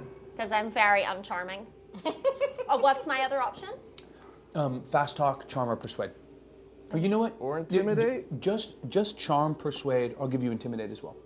Not fast talk. I have a 50 fast talk. What do you have? It's just charm or persuade. Charm, I'm 15. Persuade, I'm 10. What's your fast talk and intimidate? Fast talk, I'm 65. Oh, do fast talk with the bonus die. Okay. All right, that's fine. I'll just speak in my Northern Irish accent. So roll that 50 again. Keep Okay. keep Roll the this 7. again? Yeah. That's worse. Okay, so 57, is that a success? Okay, yeah, yes. Regular? Oh. I mean, shut it down. That's like a huge deal. We're trying to generate some pub. Oh, I mean, there's going to be some pub. There's going to be some pub anyway. So. Good pub? I mean, there's a possibility for it to get worse. Thanks, Sybil. You could, I don't know, be a hero. Okay, here's how we'll do it. We'll bring you guys inside, and then you'll sense something being off. Right? And then I'll sense it too, and I'll be like, something's off. And respectfully, we'll wind it down, but you have to understand, Bessie Taylor's here. She's about to sing. People have come over. We sent a bunch of flyers. The provost speech isn't happening. Okay, fuck. How close is the audience to the artifacts that have recently come? Oh, in? it's a beautiful walkabout lobby. It's all over. Of course, it's 1923. There are no laws. I think that we should maybe either try and get the people out of there or the artifact out of there, whichever one is going to be This more is okay. prescient. This is fine. The first thing I think I need to do is get you guys a drink. Come on. And you're That's like, for this sure. chick is not maybe getting it. Maybe she is. She leads you guys up and in.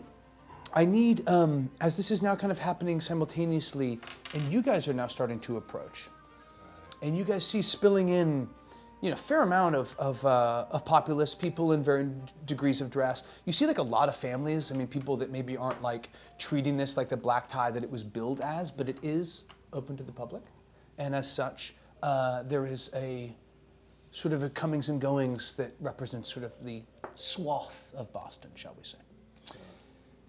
But as you guys approach, you see the two of you guys. You know what? Everyone but Bessie. Here's what's going to happen. Give me either a spot hidden or a listen roll, the four of you. And Bessie, if you could please give me a singing check. And let me suggest, if you fail, to push. Oh shit. I fail. And tell me I fail. And if you succeeded, Spot hidden?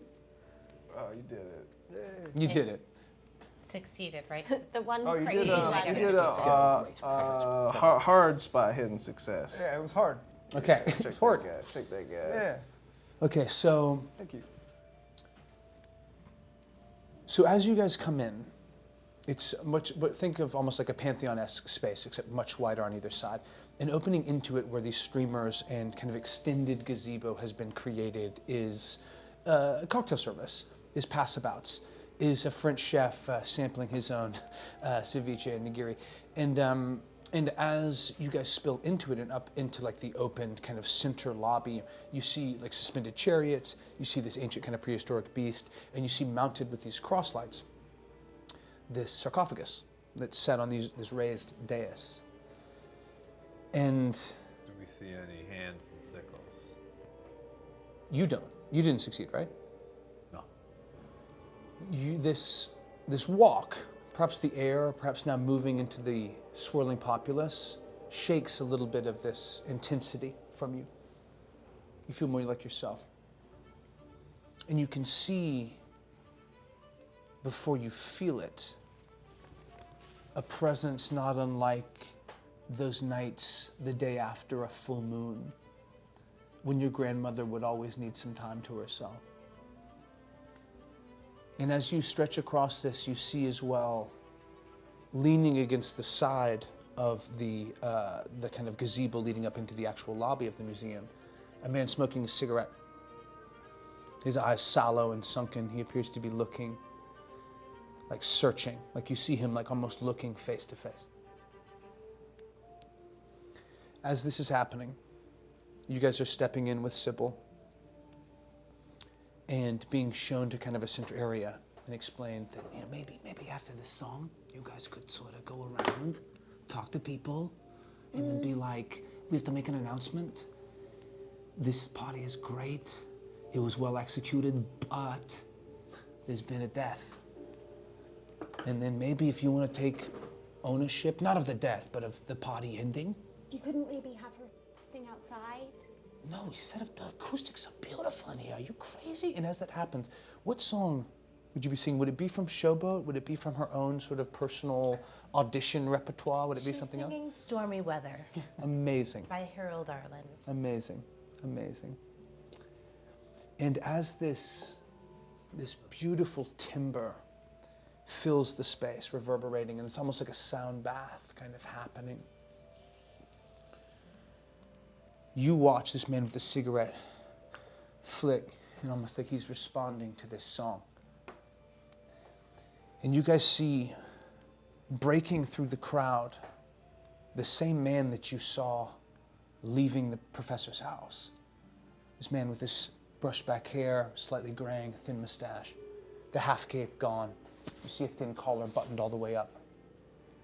And he's moving through the crowd, moving towards the center, where just down from where the sarcophagus is, Bessie stands singing. Let's go after him. Yeah, right after him, beeline. Okay. So you beeline towards him, and as you guys are walking, you're like walking over. What are you guys doing? Again, yeah, just kind of looking at. Oh, hey, don't eat any of the food. Can I ask him, now that I kind of know this is a thing, can I ask him what information he might have, I'm finally open to him. Can I ask him what sort of information he's gotten that might be out of the ordinary from You these talking about interviews? Cliff? Yeah, Yeah, he's right there. yeah. So, Keep looking at me. There's a cocktail server that's like, I have no idea. so now, Wait, I look at her hands.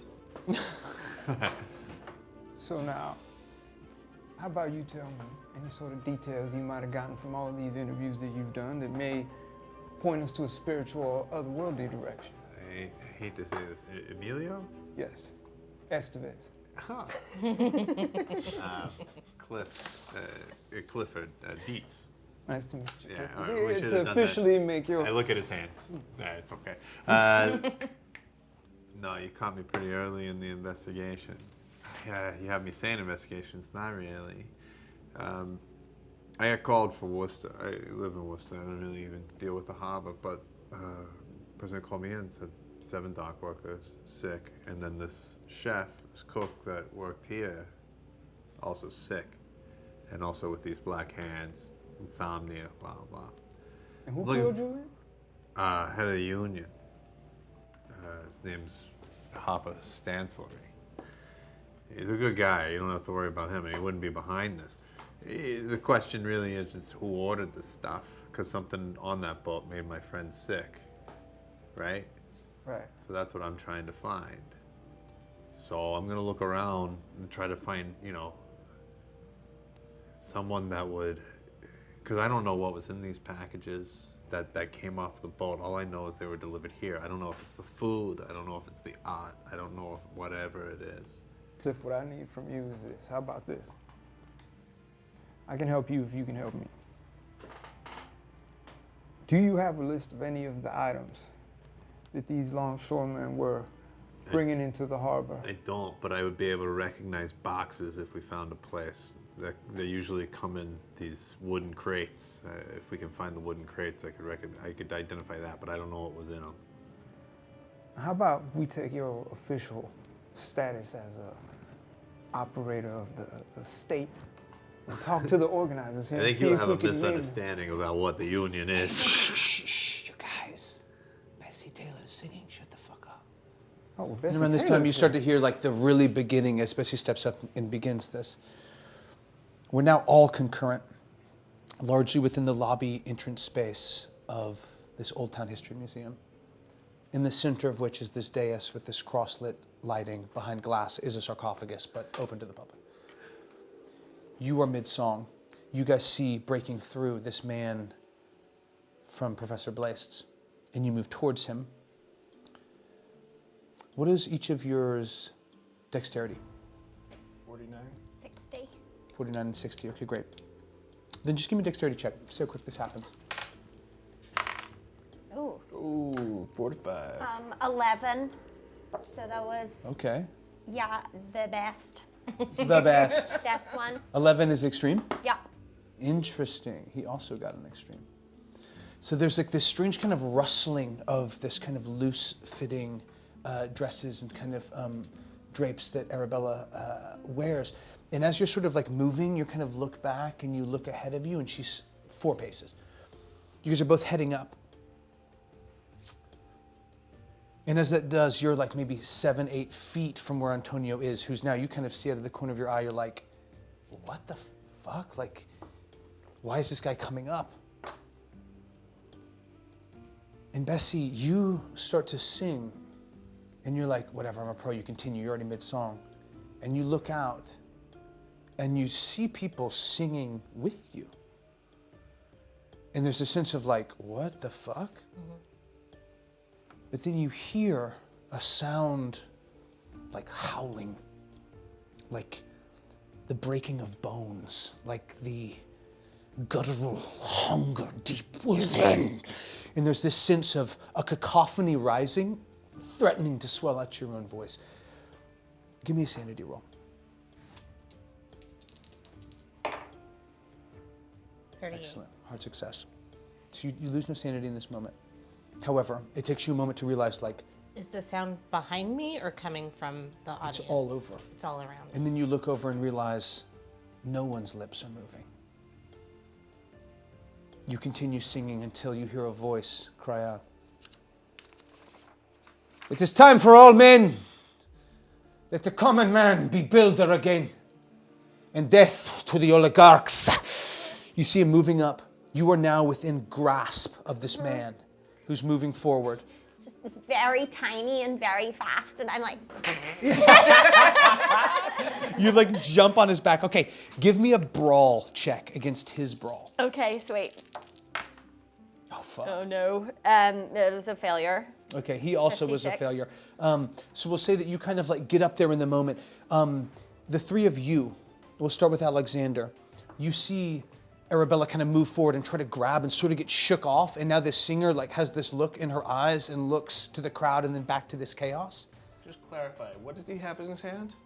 A cane. Cane. And he was trying to attack Bessie? No, he's moving sort of past her, appears to be moving more or less towards the sarcophagus. Oh. I'm confused. So what did he do? He rushed forward and went basically to the level about 15 steps down from where the sarcophagus is centered in the middle of this marble lobby. He's running up it, and he turns and he basically says, Death to the oligarchs. let the common man be builder again. Death to the oligarchs. We're like, wait, actually, that sounds great. And as he moves forward, you see them kind of fail this, and you see him, you're like, what the fuck? And he takes back the tip of his cane. You see it flash, metal, silver. Man's always been the builder. Shatter the glass over the sarcophagus. Okay. And there's a scream. Again, I am not the first Fratello Franchini to breathe capitalist air and live, but I will be the last to do so. Let us drink to that. And you guys all see kind of stepping in. You're not kind of equidistant. You guys are maybe like 30, 40 feet from the center. You are right next to it. The song itself, in absolutely unceremonious fashion, has been overwhelmed. And chaos is starting to move forward. You see some people have stepped in. One waiter actually pulls out what appears to be like a 38. And moving forward is a woman in a beautiful black and white gown, who basically drops a shoulder bag and pulls out 2 sticks of dynamite. There is no need for anyone to panic. All is well. All will be well. Take what you must, Antonio. It is as it should have been long ago, and it shall be again. He sort of reaches, you see him like, and part of the sarcophagus like pops open, almost like a split, almost like a vertical split in a coffin. And what are each of you doing in this moment? You three are closest. You guys are slightly back. So how many people? So he's at the sarcophagus. Are we close to the woman with the dynamite? She is more kind of down near the entrance of the crowd. Okay. And I'd say it's probably about 30, 40 feet away. So, and how many other people that seem to be involved in this are there? Other than the one with the dynamite, about 3 other people. 3. Okay. And how close are all of them to They're us? spread out 15 to 45 feet. The closest is one that has this waiter that has pulled out this 38. And essentially it's like kind of near the base of the steps. And it appears to really have his attention mostly on the crowd. Both you guys see this. Yeah. You see people come through, you see a weapon unveiled, and you see this woman step forward and be like, do not panic. There's no need for concern, Antonio. Take what you must. All right. And that's sort of where we are in this moment. I want to go for Antonio's cane because I'm right next to him, I guess, and the brawl didn't work. So Okay. let's try and take that off. You want to him. try to retch it from him in a second? Okay, so we'll deal with that in a second. I think, yeah, I just kind of, who am I closest to? The guy with the... You would be closest to one of these gentlemen that sort of stepped forward, and I think as you recognize him, you see this is the guy that was smoking a cigarette. It was kind of in this like black jacket. The guy with the hand? No. No, he's gone. He left. Right, He right, I'm left just before gonna he was right. call out maybe to Antonio on the stuff. Hey! Let's not be hasty. We don't even know what you're doing. What I am doing is giving back to the people what was lost. That's very vague, but this is not the way you do it. All right? And also, if you touch that thing, people's hands are falling off. You'll get sick. There's no need for concern. Am I close to the guy with the gun? Yeah. Ooh, Antonio doesn't have a gun. He just shattered You this. said there was a waiter, right? Yeah, exactly. Who He has- is about 10 feet away, just down the steps from you. Okay. So I'm gonna pull out my brass knuckles and get ready just in case. Hell yeah. You got it. So Bessie pulls up a purse and you see a hand reach in it. Okay, got it. You've got it prepped. Okay, cool. Hey, Never go just on stage without him. Without her flask and her brass knuckles. yeah, just She's from Harlem, y'all. Yeah, respect. It's like, yo, I came up like this. Who wants some? Nobody interrupts the song. listen, we want the common. I'm for the common man. But And you no look common like man- you're gonna blow everybody up here. So I take off my top hat and pull out my 32. Yeah. I'm gonna go. So hold on. If I try to point blank someone, do they have an opportunity to shoot or attack back? Or Yes, if you're approaching them, most likely.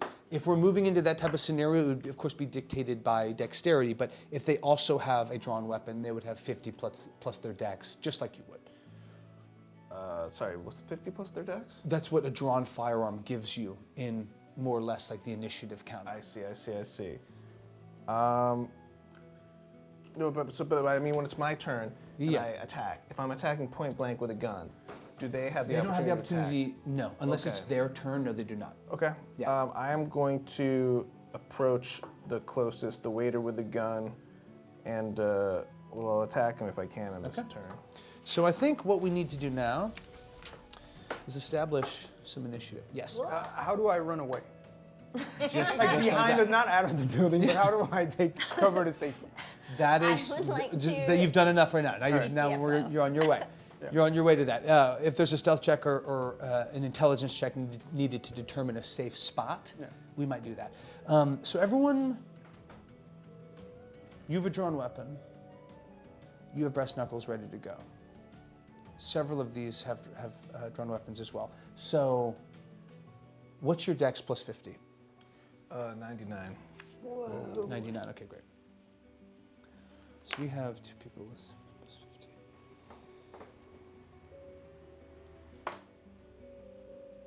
50. $99, okay, great.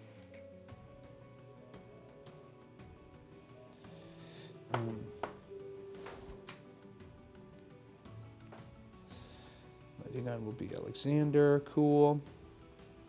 Does anyone have a dexterity higher than 80? If we add 50 to it.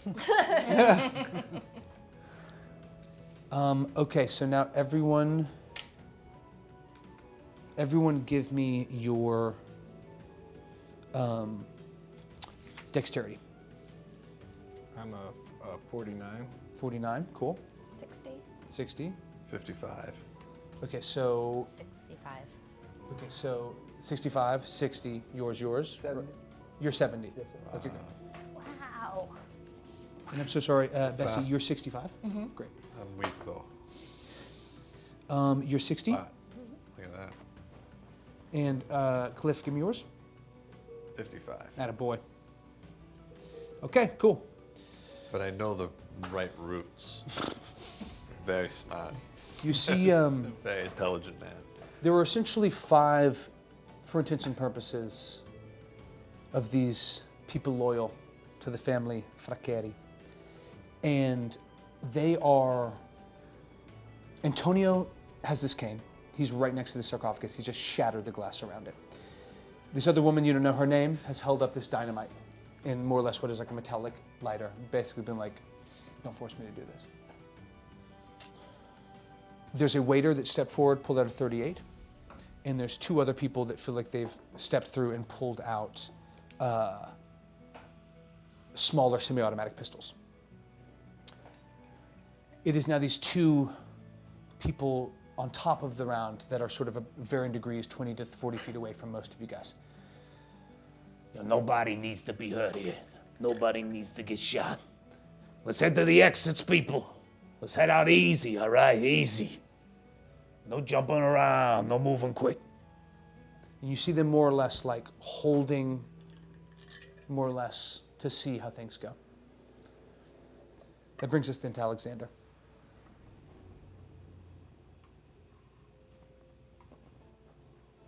What would you like to do, Alexander?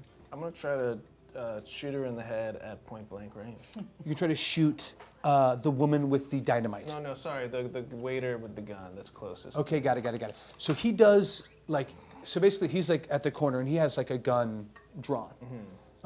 So to approach him and get point blank would be very hard to do. You can approach him. I guess the thing here is like the automatic critical damage is essentially a death sentence, right? And I do think that you would be able to get off a shot first. That's what this initiative is. I don't think you would be able to cross over and shoot a guy in the face that has a gun drawn. Got it. Right? So you can either attempt that, and we'll see. You might need a harder and extreme. You're not sure.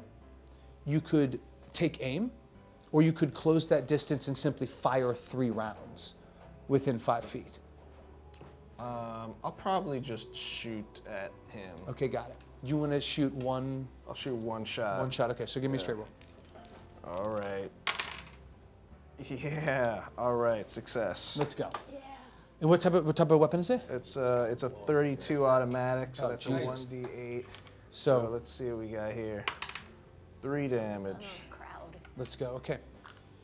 This is on the waiter. He's a good guy with a gun. Yes. Come to stop the problem. What kind of game are we playing? Good guy with a gun. Sorry, let me just check this. Yeah. Just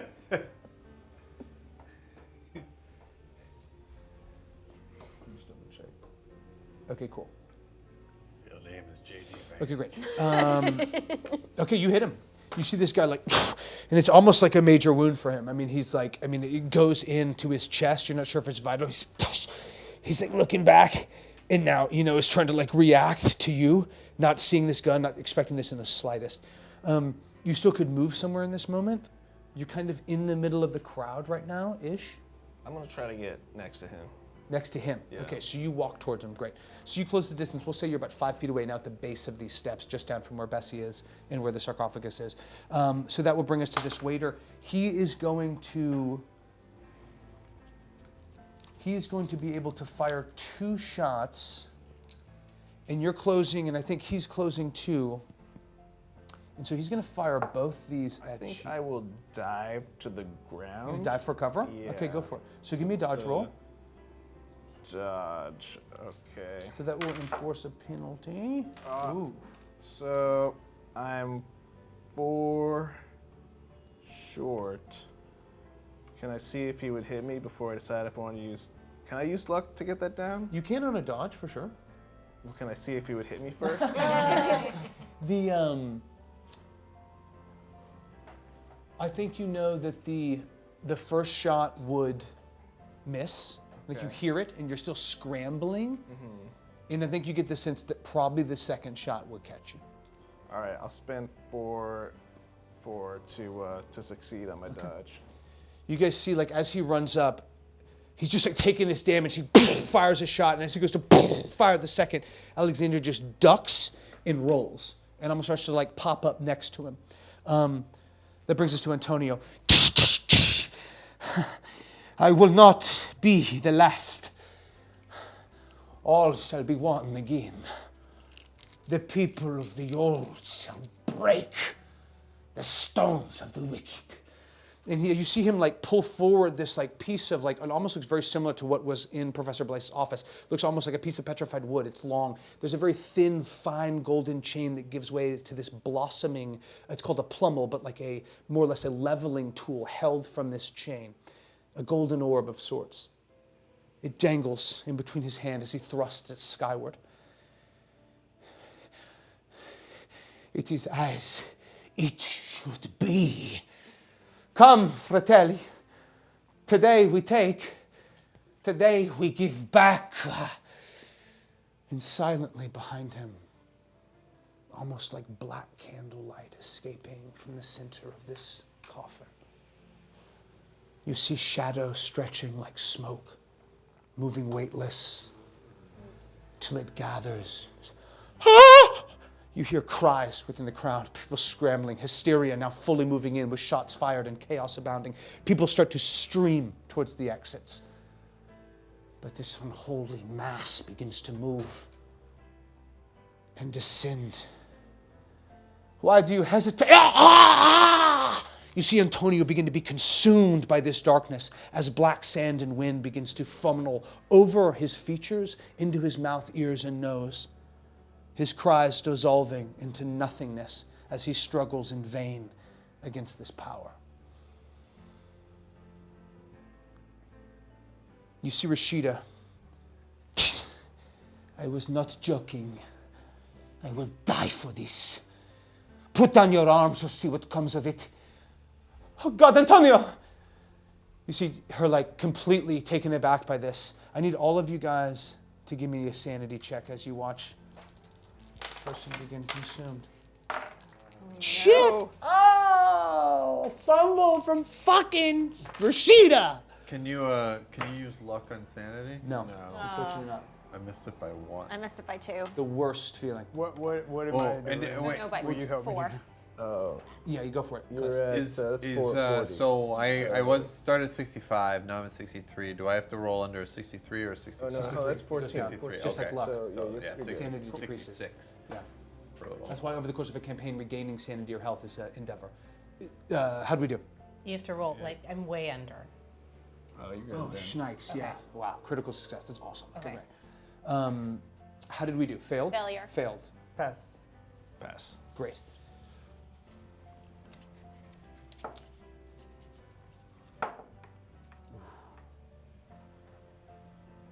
You guys each lose 7 points Oh my God. of sanity. And your next turn will be forfeit as well. As the chaos and fear of this macabre unfolding is impossible for your mind to comprehend or process. Yeah, it's fair. How far is this place from my shop? 15 blocks. Gotcha. Yeah. You got It's your- someday you want to go there and come back? Maybe hail a cab. Or you know what? Give me a luck roll, if you like. What would I use for luck? You roll the D100 and it has to meet or descend the luck number you have in the top right there. Temporary It's above insanity, sanity. is that right? Jesus. Yeah. My luck is not good. All right. 79. My luck is 15. 15 blocks, my friend. It is your turn though, Amelia. It is what? It is this turn. You watch as this man is pulled up and swallowed. Oh, yeah, His I'm- body now reaches 7 or 8 feet above the air with his sarcophagus is still spilling out black smoke. Yeah, I'm running away. I'm running away to my place. Sure, I'm okay. getting out of here. Gone. I'm gonna go arm up. So you see him running. Now let me ask you this. Yeah. Would you have left unarmed? Would I have left what? Unarmed. No, I got my little strap on me. You know, I got my little 41 Let's on. go. So you're going back to get something specific else from the shop. Yeah. Okay, The gun sick. is good for humans. Okay. So this will take some time. Yeah. But you watch as he's just like, I got the perfect fucking thing for this. And I mean, and it just, you're like, shit, is that real? Are you afraid, Emilio? He's lost into the sea of people and sprints. Okay, so I'll keep track of that. That brings us to Bessie. Bessie, you've watched as stepping forward, Alexander pulls out his top hat and pulls out this semi-automatic pistol and fires and catches this man in the shoulder, then fires off 2 shots of his own. This is unfolding feet from you, just down these steps. I think you can probably sense and hear something happening behind you, which is what caused you to turn in the sanity check, which you passed. Mm-hmm. But what would you like to do in this moment? I'd like to take the waiter's gun. Can I do that? Amazing. Okay, so you rush down. He is in the midst of a grievous wound and a firefight with Alexander. So give me your choice, either sleight of hand or a strength or dexterity check. So sleight of hand will be here-ish. Or strength or dexterity, your choice. Let's do strength. Okay, he has 60. So it is your turn Oh my god. No need to roll. He Oh. Oh, we rolled the same thing. That's crazy. 98, which is both a critical fumble. Very bad rolls. You shot yourself in the face and then Just like you shot yourself in the foot. It just collapsed. But there's a beautiful metric in Cthulhu where like everyone has like a reaction as they're being targeted with something, and it's like a free kind of moment for them. He is choosing to fight back and brawl. You both rolled 98s, which are critical fumbles. However, your dexterity 65 excludes his 60, and most importantly, you were the initiator. So as you come up, you see him weakly, no! You pull back this enormous revolver and now have it in your possession. That's what's also called the combat maneuver. It's basically if you're doing something other than attack or dodge. Okay, sick. So Bessie wrenches away this thing.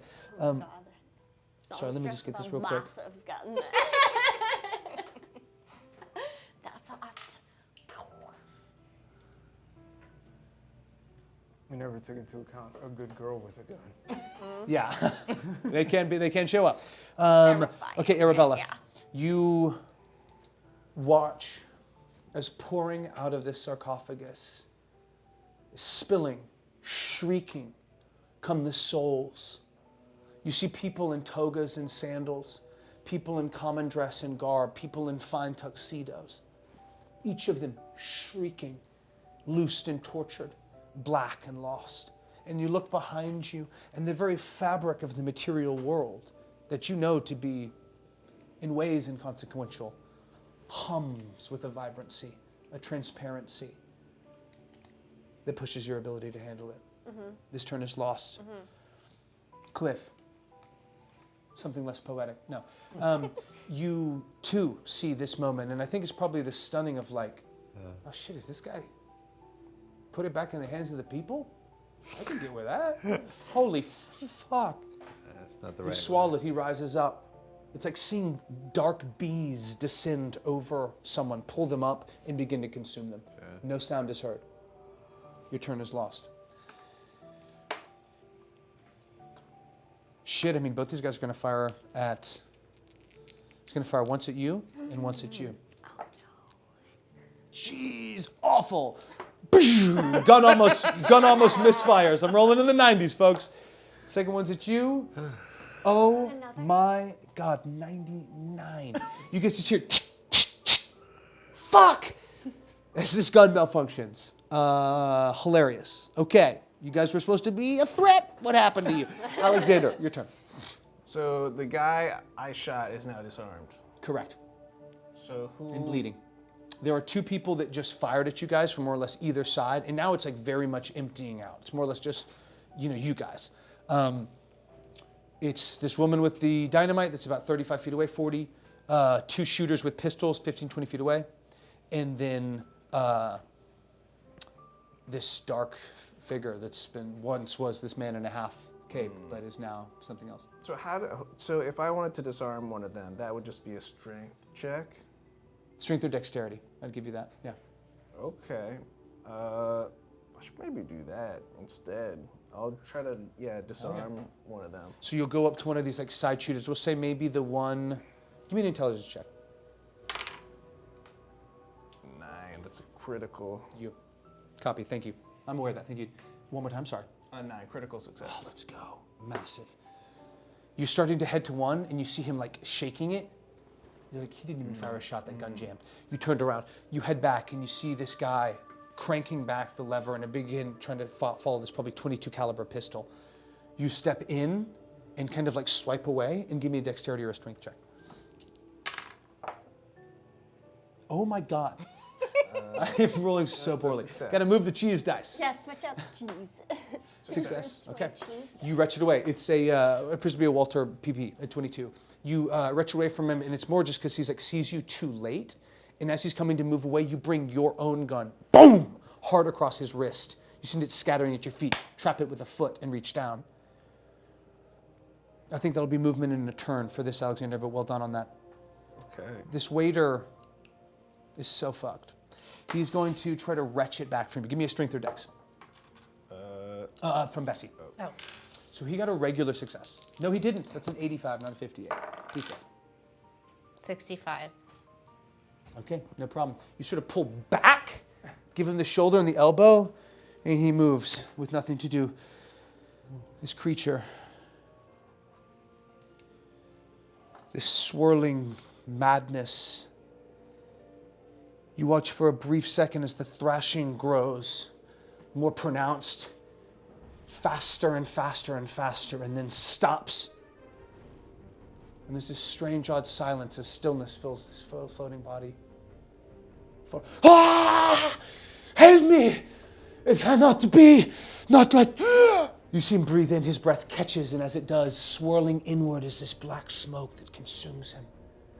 And you see this form start to take as this gentle breath of power moves forward in a lost language of creation, of the moving of ancient Egypt itself. I have come again to level scales as is needed. These green flames of light erupt within this shadowy figure 8-9 feet tall. You watch his wings start to form out of this mist of black sand and claws extend forward, and the ancient trappings of a glaive and a lever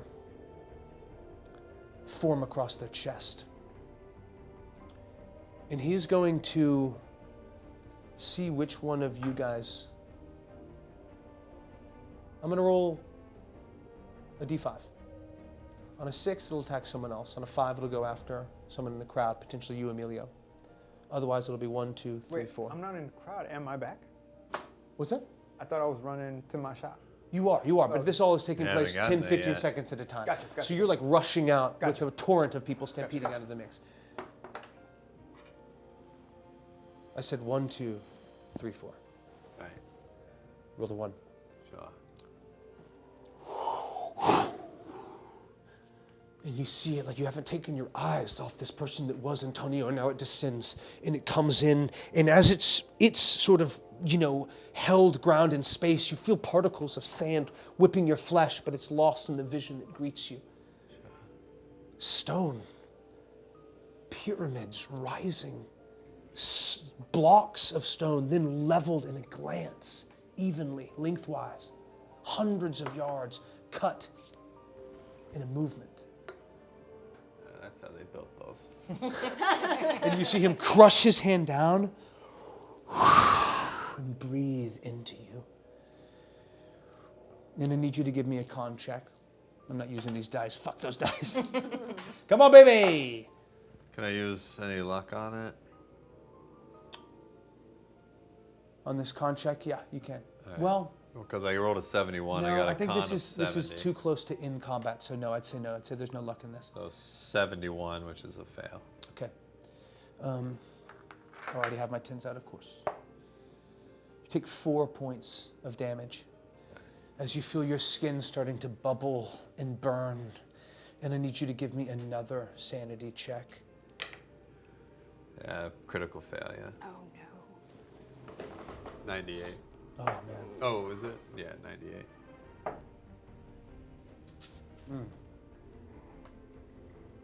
I'm so sorry, Cliff. As you take an additional 12 points of sanity lost, moving you past this 15-point threshold, Sure. you start laughing. You see, now whole cities reared. A metropolis in the sky, a utopia. You walk down those streets, enjoying them.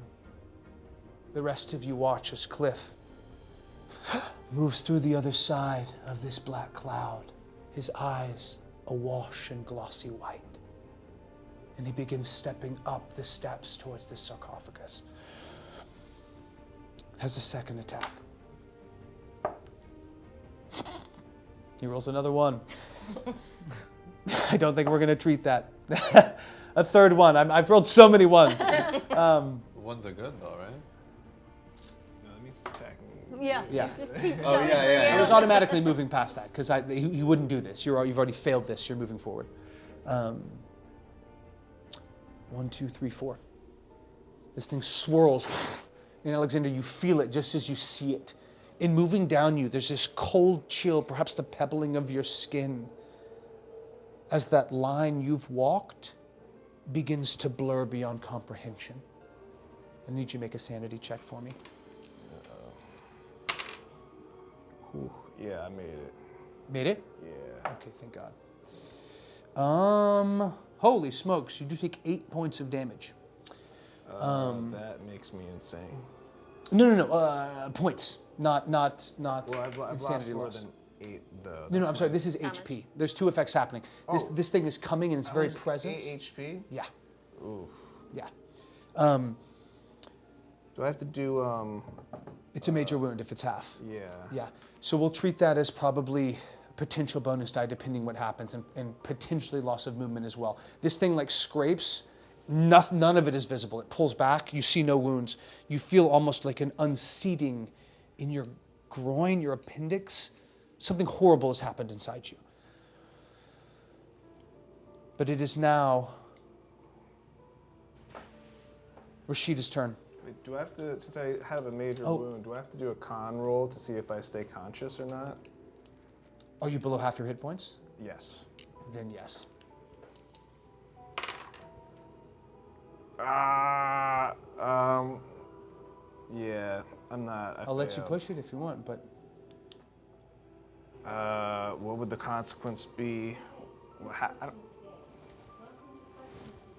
don't know. I don't know how we got here. Yeah, I don't really see how I could push that. Then don't. Then you can't. Yeah. Okay, so you guys watch as this thing descends. Cancel, stop. This thing descends and washes over Alexander, over, through, and beyond. And he turns back and collapses. Rashida's going to make an insanity roll. And fail, of course. You see this woman just holding this lighter and drop this twin sticks of dynamite and start to scream. And Emilio, give me either a strength or dexterity check. With these suckers? Yeah. Do I choose? You know what? Or if you'd like, willpower. Whichever of those 3 is highest. Which is the willpower one? POW. POW. Okay, cool. I'm gonna do strength or dexterity or 70. So. Great. 80. Or So you fail. All right. You start rushing. It's hard. People are moving. It's a mass of hysteria and panic. You know the directions, but getting that against a flow of chaos is challenging. And yet you press on. You're not sure how much longer it'll take. Another turn, 2 turns, you rush. Bessie, you've watched this madness start to unfold. What do you do? Can I light the dynamite and throw it at the thing? If you have a means to light it, you can. You are holding this 30. She had a lighter, right, that she dropped, and the dynamite? Yeah. Can I grab those? Okay, yeah, you rush over. You're within about 30-ish feet. You go over to her. I think because she's failed this and is in a bout of temporary madness herself, temporary insanity, there's no issue. You grab it. You hold both. You can't move much more, but you do have a stick of dynamite and a lighter in your hand. What would you like to do with it? I want to try to blow up the thing. Okay, so you light it, and you're like about to throw it. And I think there's this sense of like, fuck. Okay, I think you know that you probably need to wait. And on next turn, you will be able to throw it as it explodes. But this wick is starting to burn down. You start to level in on this thing. Arabella, Okay. you snap out of this and you see death and madness around you. Oh, great. I have the cane that I was grabbing for because I'm sure he dropped it in that situation. So I am going to stand up, take it, hope this crazy dust Spider-Man is significantly distracted, and then I'm going to try and bop it where I think the head would be and try and push it into the sarcophagus. Now, you're trying to hit this dark figure? Or Yes, okay. the dark figure. I'm trying to. I see you with the dynamite. I see all the crazy shit happening. That shit going on. Dead So- guy on the ground. So just at the base of the steps, maybe moving down about 35-ish feet down these 2 steps, flights of stairs, this thing has floated and now descended Okay. and left Alexander. All right, okay. So it's at the ground there. You could go And, down to it. Or hook it or something Okay, as amazing. it tries to go past me with the hook of the cane. So as you try to bash it, and you guys can see like almost like bits of particle are arriving. What was now once fully black is starting to have some form to it. Cloth, flesh, unclear. Give me what would that be, a brawl roll for you? Yeah, you I proficient guess in any so. weapons? No, just a brawl, but to be clear, I'm just trying to slow its journey to whatever it's trying to do, you know? So I'm like, slow. Okay. Yeah. Okay. So, 30. so you're trying to slow it. Yeah. Okay.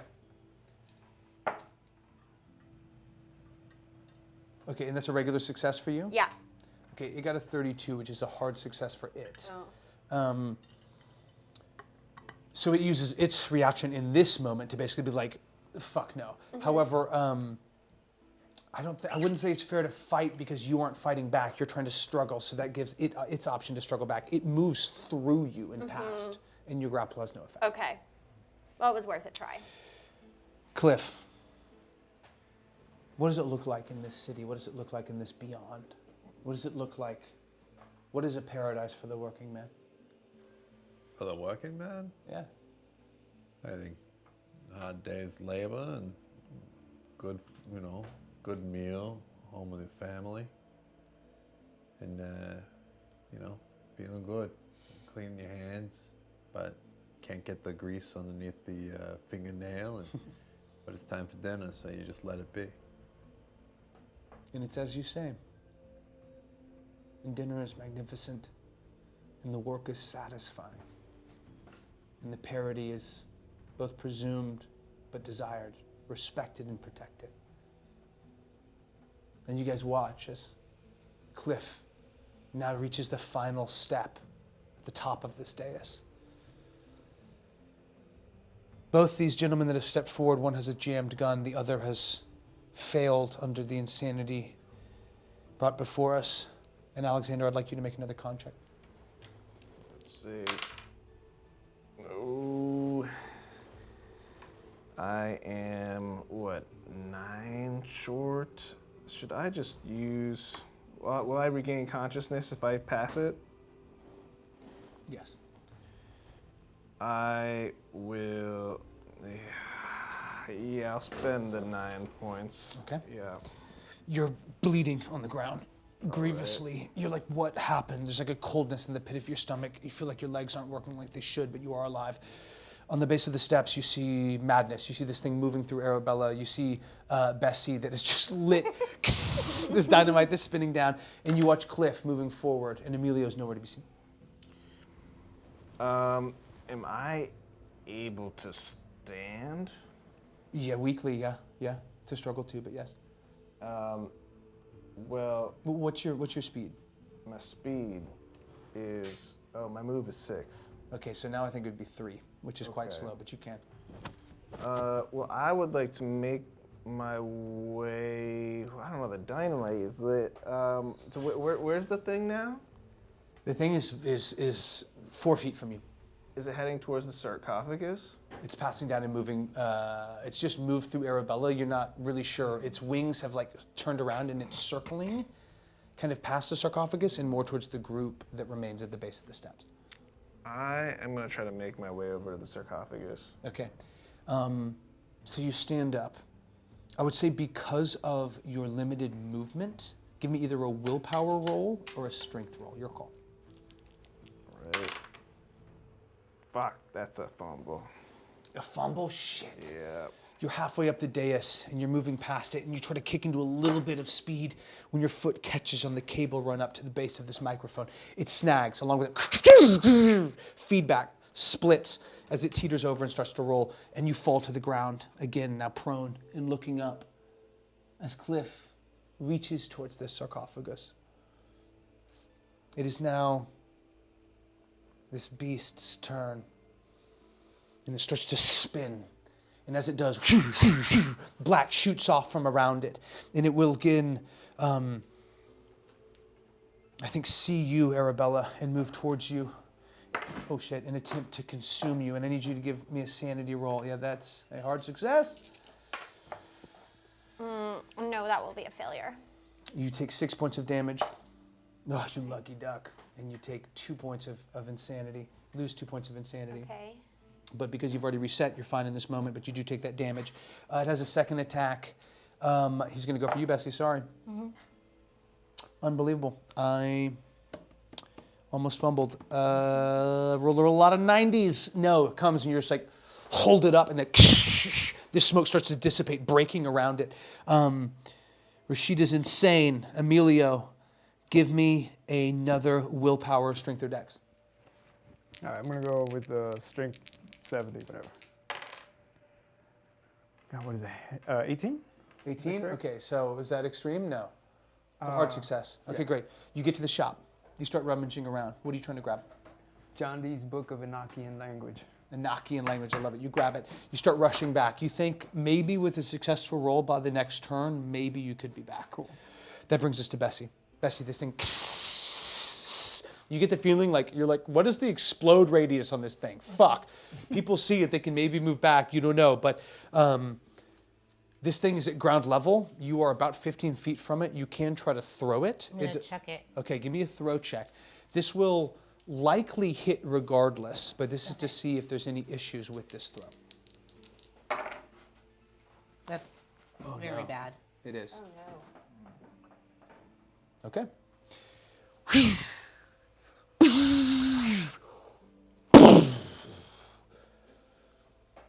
There's this explosion that rocks the space. I need each of the three of you to give me a con check. Oh no. Wow. Failure. That was like, it was 100 until it rolled over, and it's an 8. Dude, So that's brilliant. Extreme success. Ah, Julian. What's I the love middle success one? It's a hard success. Hard Okay, great. success. So hard success, extreme. Failure. Failure? Okay, great. It's so funny because you needed a hard or great. It's amazing. Okay, so you see it coming. You blast down. You will not take damage from this. You failed and will take full damage. This thing had a regular success, so it will take half damage. Oh, Lord. I'm so sorry. I don't know, Arabella, but you take 11 points of damage. Whoa. It's how she would have wanted to have gone out. But there's just this explosion driven back. The creature takes half of that, but round it up, so that'll be 6. So 6 times 5 is 30. This creature, as it apparates and gives itself life, both creating and destroying in the same breath. It's not a matter of hit points or armor. It's a matter of doing enough damage to brush it away from itself before it fully materializes. And I'll just say this above table because I think it's cool. However much damage it takes times 5, that is the success chance of banishing and destroying this before it materializes. You did 6 points of damage. 6 times 5 is 30. So if you could roll the dice for me. So I want above or below 30? Below. 28. Nice. There's just a as this thing explodes, sand, bits, you see matter and gore, what remains of Antonio, now spread across this chamber wall. You feel a cold breath as your hand is inches away from the sarcophagus cliff. Your senses return. You prone and bleeding out. It's just in this moment, spilling back in comes Emilio. And you see Arabella lifeless on the ground, or unconscious on the ground. The danger has been driven back, but not the potential of loss of death. Anything, Emilio, you would like to do in this moment as you rush back in? I would like to do.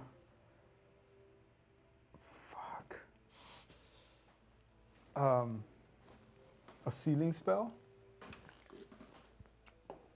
Okay. Very hard to do Yeah. in some circumstances. Give me either an occult roll, Okay. a mythos roll, or a navigate. Which is the mythos one? Cthulhu mythos. Oh, I do not have any of that. I do have a cult, and I'm going to go cult. So I need Okay. to roll under 45. Let's go. Come on, sucker, let's go. Give me one. 20. It's hard. Nice. Dude, that's so clutch. There have been 3 or 4 moments where you've needed hard. That's so funny. As you sort of step forward, you hear this voice, Imperimus Matis, Vande Facuila. You hear this like sound emerging from Emilio. As it does, there's almost this bending outward of light. There's this shuddering and almost unbidden. The lids of the sarcophagus snap into place. You see now, biting her own fingers, blood running down them, is Rashida. It is impossible. It is not. It cannot be done. She sits down on the steps, lost. Does anyone have a first aid kit? I don't think so. Okay, what? Okay. Is that if it's above the? It would be in your equipment and inventory. Oh, okay, no. I don't think there'd be any reason for them. Maybe some bandages. No. So sometimes a first aid kit can give you an opportunity to stabilize. We're about to call it a session here in the somewhat ruined marble foyer of this old space made all the older by the unleashing of whatever breath remained of this ancient architect. However, they're lifeless. Caught in that in-between where one plane ends and the other begins is Arabella and her spirit. So you'll have a plus 30 on this roll. But I need someone to give me a medicine check. Yeah, not me. Not me, I don't have it. Geez, I don't think any of us have a medicine. I'm only 1% as well. 1%. So someone will be rolling with 31%. Who has the most luck then? I have 50 points. I mean, am I back? Oh, So you're I have my back. sanity again? Can we use luck How much points luck on do it? I have 50. Yeah. She has 75 luck, so I think you So should I'll do it? Yeah. So I need 31 or I'll help you. I'm very smart. Thank you. Smart man, so I know where she's bleeding. Does help happen? Yeah, it was the dynamite. 42. So you could spend, what, 41? 11. 11. Okay. I'm okay with I'll that. allow that. All right. Oh, right, Use right, 11. Yeah. There's a moment, Arabella, where you see almost the intersection, the four-dimensional crossroads of the material, the planar, and the spirit. Which path do you choose? Interdimensional crossroads between the planar and the spirit In the material. and the material. I shall return to the material plane without some reluctance. So much. What? It's a voice like whispering as you rush forward, and what you see in front of you is Bessie, proffering a flask with whiskey in it. You take it back, and your senses regain you, and around this time, peeking out, is Fuds, the constable. Were there any problems in here? I feel like, is this also kind of the situation of like you're just being resuscitated and it's like Cher is giving you a drink? Kind of, yes. It is exactly that. Am I dead? Surely I'm dead. But that's where we'll bring this episode to conclusion. So thank you guys so much. We'll catch you next time. How many monkeys in the coconut tree?